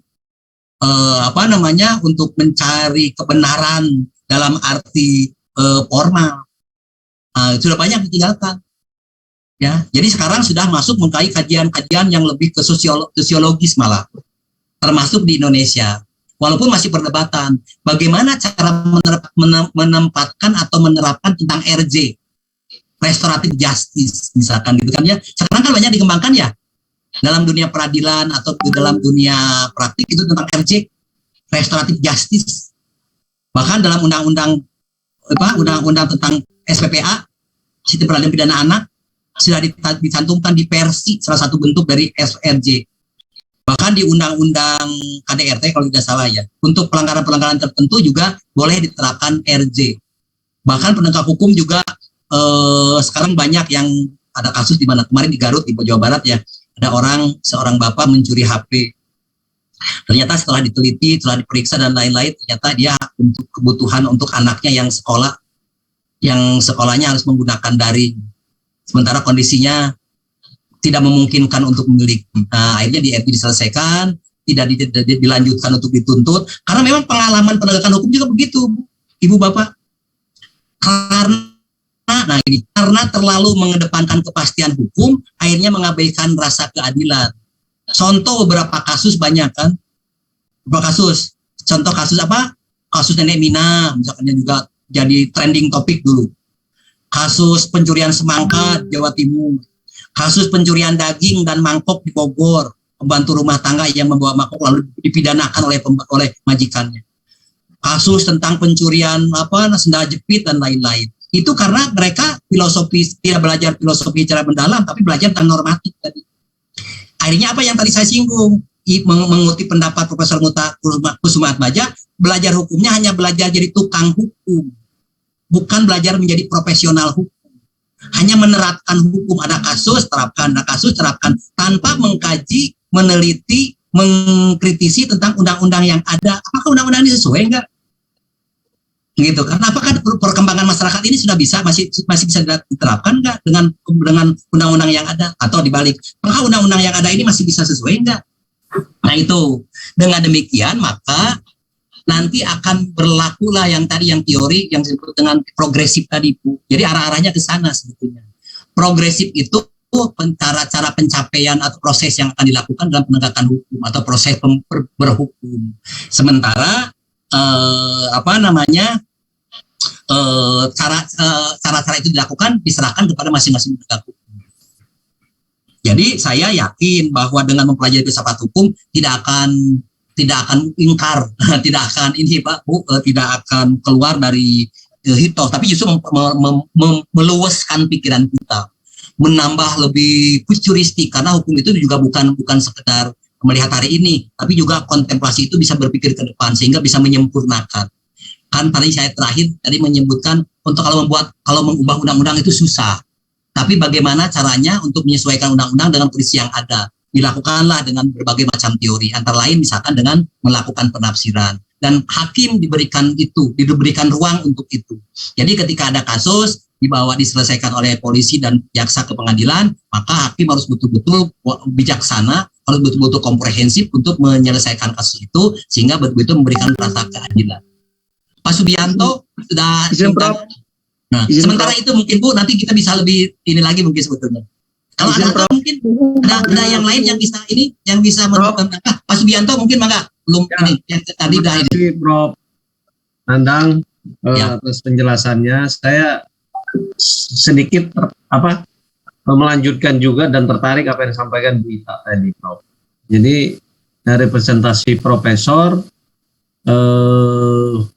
filsafat ini sangat berhubungan dengan agama tentang sampai di manakah harapan kita. Nah kan kalau bicara harapan kita, ya sepemahaman saya bahwa tugas kita turun ke muka bumi ini sebagai khalifah untuk menegakkan keadilan. Kan gitu Prof ya? Betul. Nah, betul. Sementara keadilan yang di dunia ini kan hanya bisa kita cari, tapi keadilan yang hakiki itu belum. Nah, persoalannya gini Prof, ini kan undang-undang kita itu mengacu ke hukum barat, kan gitu. Jadi kita undang-undang hukum pidana itu kan dari Belanda. Nah, teorinya dia pakai teori pembalasan retributif, kan gitu Prof. Nah, saya ingin menghubungkan gini Prof, apakah masih relevan ini, walaupun kita nggak mentolerir sih terjadinya pembunuhan, tapi dalam konteks urusan agama, nah ini kan kekuasaan untuk mencabut nyawa itu kan adalah kekuasaan Allah kan Prof. Betul. Nah jika seorang itu melakukan kejahatan pembunuhan berencana, ya kan? Ya. Apakah dengan filsafat yang berhubungan dengan nilai-nilai agama, teori retributif ini masih relevan gitu Prof, dengan kondisi hukum yang modern saat ini, gitu Prof. Makasih. Ya, ini diskusi tentang pro dan kontra terkait dengan penerapan pidana mati ya. Atau Pak Muhammad mungkin mau membantu dulu? Ya, Prof. Gimana? Izin berpendapat Prof. Bangga. Saya tertarik dengan pernyataan atau pertanyaan Ibu tadi, siapa namanya ya lupa. Bu Ita. Tentang Bu Ita tentang mempelajari filsafat itu bisa mengakibatkan ingkar gitu. Namun Ibu Rita kan juga sudah memberikan jawabannya gitu kan, bahwa ulama-ulama dahulu justru banyak seorang filosof gitu kan. Saya itu pernah membaca buku Tahafut al-Falasifah Prof. yang ditulis oleh Imam Al-Ghazali. Tahafut al-Falasifah ini kan latar belakangnya itu yaitu kritikan Imam Ghazali terhadap filsafat-filsafat yang menyangkut teologi yang waktu itu dicetuskan oleh Ibnu Sina dan Al-Kindi dan juga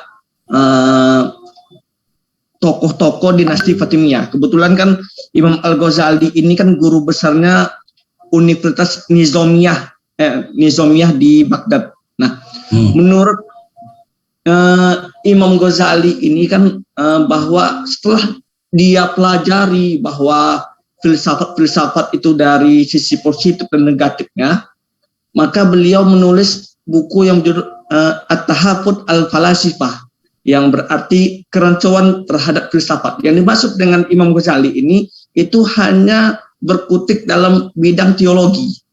Kemudian oleh Ibnu Rus itu dibantah, dipelajari dulu oleh Ibnu Rus. Ibnu Rus ini kan seperti yang kita kenal itu kan seorang filosof dari Cordoba ya Prof ya, Andalusia, dari Universitas Cordoba. Itu mempelajari filsafat baik filsafat Yunani dan filsafat yang dikembangkan oleh ulama-ulama Islam. Dia menulis buku yang berjudul Tahafut at-Tahafut, kekacauan atau kerancuan bukunya At-Tahafut, kerancuan bukunya Imam Ghazali gitu kan. Artinya apa? Ibnu Rus mengkritik bahwa sebenarnya filsafat itu bukan menjauhkan dari agama, justru filsafat itu mendekatkan ke agama. Dan beliau juga mengatakan Imam Ghazali ketika menulis buku At-Tahafut al-Falasifah sesungguhnya telah berfilsafat gitu kan. Karena pada dasarnya Al-Quran dan hadis itu tidak akan bisa dijalankan hukum yang konkret itu tanpa dengan filsafat gitu kan. Makanya di zaman Umar bin Khattab sendiri itu berfilsafat. Ketika di zaman Umar bin Khattab itu ada kasus, banyak kasus ditemukan suami itu menceraikan istri kedua ketiganya ketika hendak meninggal, mau sekarat diceraikan Prof. Tujuannya apa? Agar tidak mendapatkan hak waris. Maka Umar bin Khattab menyatakan perceraian ini tidak sah. Artinya kan Umar bin Khattab telah berfilsafat itu kan, gitu kan. Begitu juga Imam 4 gitu kan, Imam Malik, Imam Abu Hanifah, kemudian Imam Syafi'i dan Imam Ahmad bin Hambal, semua itu berfilsafat dalam mengeluarkan hukum-hukum fikihnya gitu kan. Nah, jadi saya mungkin dapat mengutip satu ayat gitu ya. Yarfa'illahu allazina amanu minkum wallazina utul ilma darajat.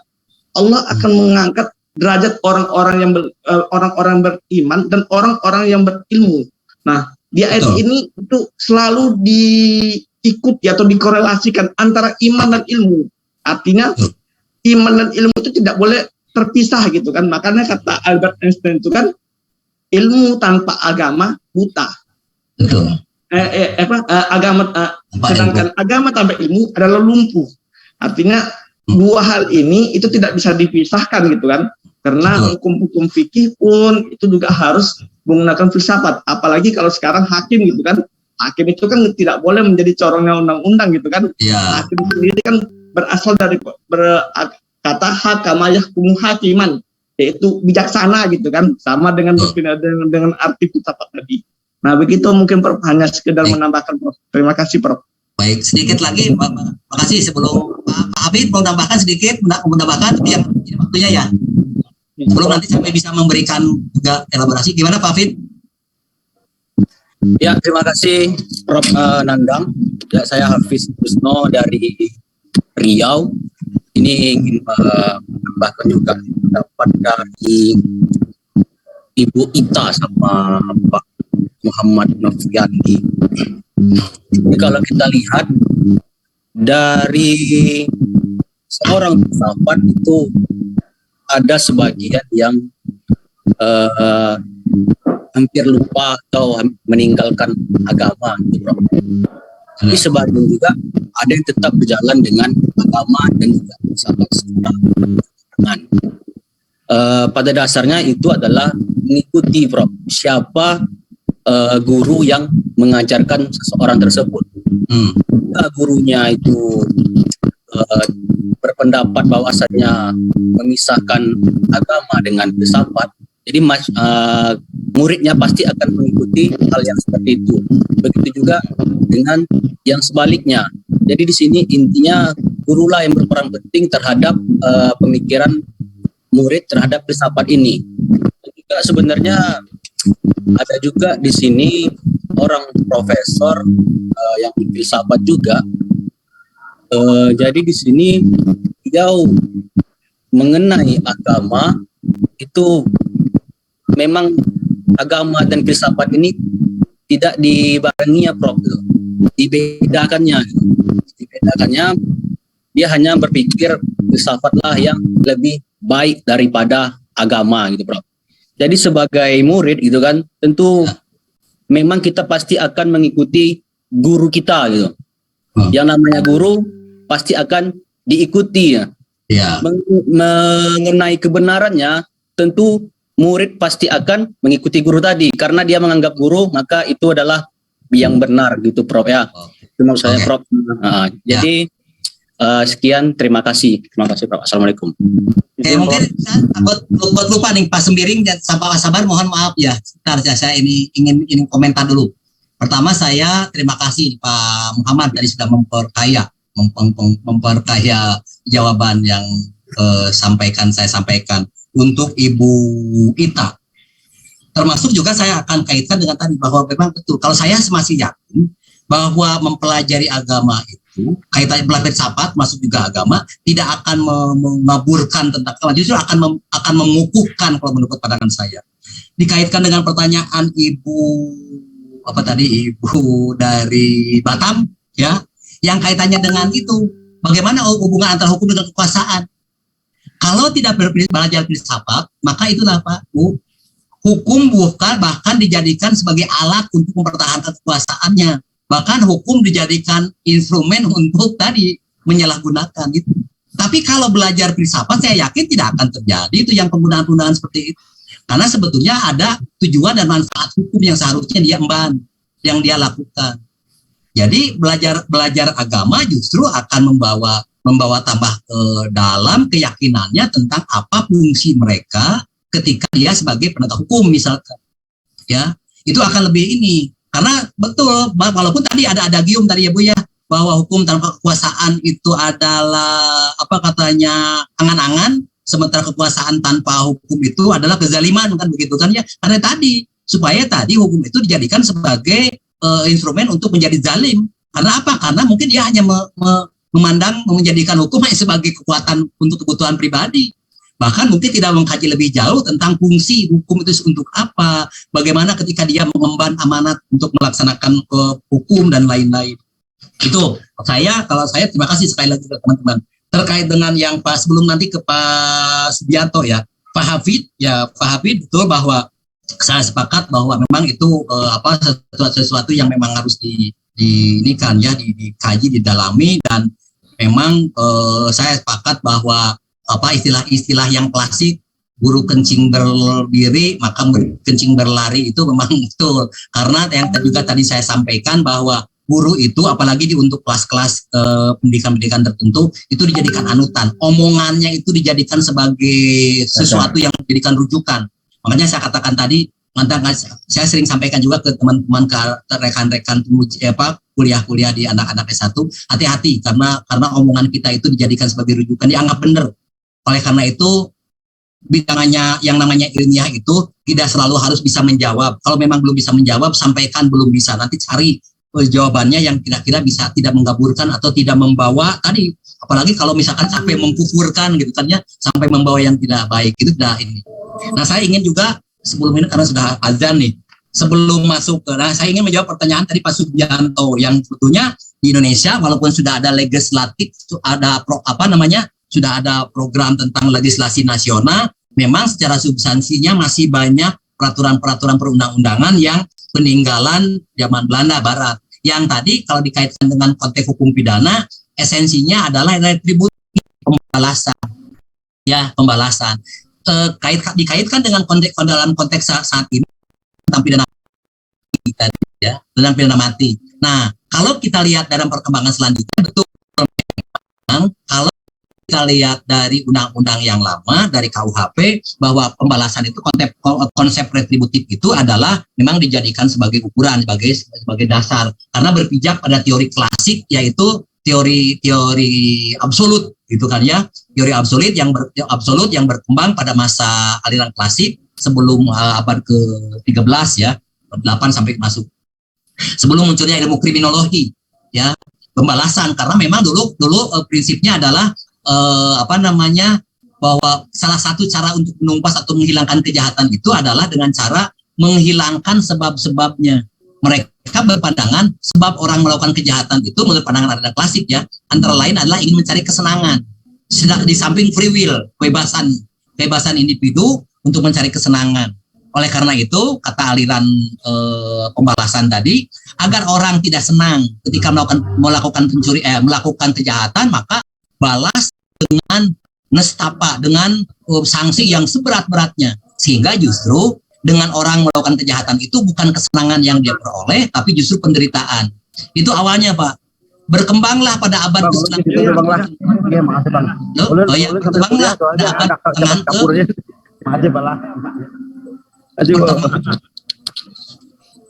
berkembang ke abad pertengahan 19. Bang Haji, belum. Ya. Mulai berkembangnya pandangan kriminologi, aliran kriminologi yang justru memperhatikan persoalan orang. Kalau dulu dader strapre gitu ya, dalam aliran kriminologi dader strapre dalam kriminologi, setelah munculnya aliran kriminologi yang lebih melihat bahwa orang jahat itu bukan karena free will, bukan karena ingin cari kebebasan, bukan cari kesenangan, tapi orang jahat itu karena dipengaruhi oleh faktor di luar dia, di luar orang itu. Yaitu yang disebut teori kausalitas, sebab akibat. Oleh karena itu, maka muncul teori pemidanaan itu bukan pembalasan, tapi teori tujuan, treatment. Ini juga mengambil konsep dari teori kedokteran yang tadi juga kita punya dari Mesir, dari sana ahli-ahli kedokteran. Di mana kalau menurut pandangan ahli kedokteran, untuk mengobati seseorang itu perlu dilakukan upaya-upaya diagnosa supaya tahu obat yang tepat. Karena aliran positif, ini aliran positif nih, tidak aliran pengaruhi oleh kriminologi. Aliran pandangan orang jahat itu bukan karena kebebasannya, bukan mencari kesenangan, tapi sebetulnya dia dipengaruhi oleh orang luar, dari kondisi luar. Orang jahat itu diidentikan dengan orang sakit. Oleh karena itu, maka tadi saya katakan berpijak mengambil dengan teori kedokteran, maka cara penyembuhannya adalah dengan cara-cara tujuan, di treatment. Agar treatment itu tepat, cari penyebabnya. Tadi saya katakan kalau dokter pasti melakukan diagnosa. Cari asal sebab-sebabnya. Muncullah berbagai macam teori faktor penyebab kejahatan. Ada yang umumnya adalah karena faktor lingkungan, katanya. Teori belajar, teori peniruan, teori imitasi dan lain-lain. Nah gitu. Selanjutnya di Indonesia berkembang. Nah, dalam sejalan dengan perkembangan neoklasik tadi dengan positif dan modern, maka ada lagi tujuan pemidanaan itu adalah tujuan gabungan, kan gitu ya. Filosofinya memidana itu adalah bukan pembalasan, bukan tujuan, tapi menggabungkan. Kapan? Nah, gitu kan. Kapan pidana itu ditujukan untuk membalas, retributif. Kapan juga pidana itu ditujukan untuk treatment, tujuan memperbaiki. Itulah yang dipakai di Indonesia sekarang, yang disebut dengan teori gabungan atau double track system, sistem dua jalur. Nah, kaitannya dengan pidana, saya sampai saat ini masih sepakat. Makanya kemarin waktu diskusi di MUI, saya pidana mati masih tetap perlu. Apalagi sekarang kan sudah moderat, atau dicantumkan di pasal tersendiri, menjadi ancaman pidana yang istimewa, bukan lagi pidana pokok sebagaimana tercantum dalam pasal 10 KUHP, menjadi yang utama. Sekarang itu dipisahkan menjadi pidana istimewa, dan dalam prosesnya juga di samping ada pedoman hakim untuk menjatuhkan pidana, juga ada yang namanya sementara waktu, yaitu baru diterapkan setelah 10 tahun. Kalau ada perkembangan, kalau selama 10 tahun ada perkembangan baru, maka tidak lagi diterapkan pidana mati. Itu kalau saya berpandangan karena pemerintah pun sebetulnya mengakomodir dua keinginan antara yang pro dan yang kontra. Maka moderatnya adalah dengan cara mengambil itu. Nah, jadi begitu Pak. Jadi sebetulnya kalau misalkan dikaitkan dengan tadi pembalasan, sekarang sebetulnya tidak pembalasan, karena sejak tahun 64 juga filosofinya orang-orang kehakiman masyarakatan juga diubah kan namanya, dari penjara ke lembaga masyarakatan kan begitu ya. Ada prinsip tentang pohon beringin pengayoman kan begitu. Begitu juga dalam penerapan sanksi dan lain-lainnya, walaupun dalam prakteknya kultur tentang penjara, kultur tentang pembalasan masih ada, tapi itu memang harusnya tidak ada lagi. Begitu Pak Subiakto. Jadi betul bahwa yang makanya di Indonesia juga ada begini, menurut ilmu teori tentang HAM, hak asasi manusia, memang hak hidup itu adalah hak yang paling utama. Tetapi di negara-negara di hampir semua sebagian besar negara juga kita mengenal ada yang hak yang mutlak, tapi ada juga yang relatif. Hak hidup itu betul hak untuk hak yang esensial, perlu dipertahankan. Tapi kalau gitu kan ya, kalau ada yang dirigible dan non dirigible gitu kan ya. Tapi kalau yang mengambil haknya itu adalah orang yang sesuai dengan prosedur hukum atau lembaga yang memang diberikan kewenangan untuk itu, dalam hal ini negara, maka hak untuk mencabut nyawa orang itu boleh. Bukan lagi pelanggaran hukum. Gitu. Tapi kalau orang lain ya memang tidak boleh. Jadi yang pemerintah yang sah dilakukan dengan upaya-upaya yang sah, proses-proses yang sah, hukum acara yang sah, pembuktian yang baik, maka ketika memang satu-satunya jalan untuk menjatuhkan pidana ya dengan pidana penjara, maka itu bukan pelanggaran. Saya termasuk orang yang sepakat untuk orang-orang kejahatan-kejahatan yang extraordinary crime, sudah membantai orang puluhan, sudah membantai sekian banyak, terus kita mempersoalkan tentang pelindungan HAM, rasanya juga tidak adil. Itu mungkin Pak Subianto pandangan saya terkait dengan masalah tentang hak mati. Ibu Bapak, sebetulnya saya sangat senang sekali nih ngobrol-ngobrol dengan Ibu Bapak, tapi ini sudah azan zuhur, waktunya sudah cukup ini. Mudah-mudahan ke depan kita bisa ketemu lagi dengan cara yang formal maupun non formal. Silakan nanti kita kontak-kontak, bisa ngobrol-ngobrol lah. Kalau ke Bandung silakan mampir ke Unisba, ke Fakultas Hukum Unisba, ke program Doktor Ilmu Hukum Unisba. Saya ada di Taman Sari di lantai 6, program di sana ini. Itu aja mungkin Ibu Bapak, mohon maaf sekali lagi yang belum kita tersampaikan. Terima kasih, Bro. Siap-siap. Terima kasih, Bro.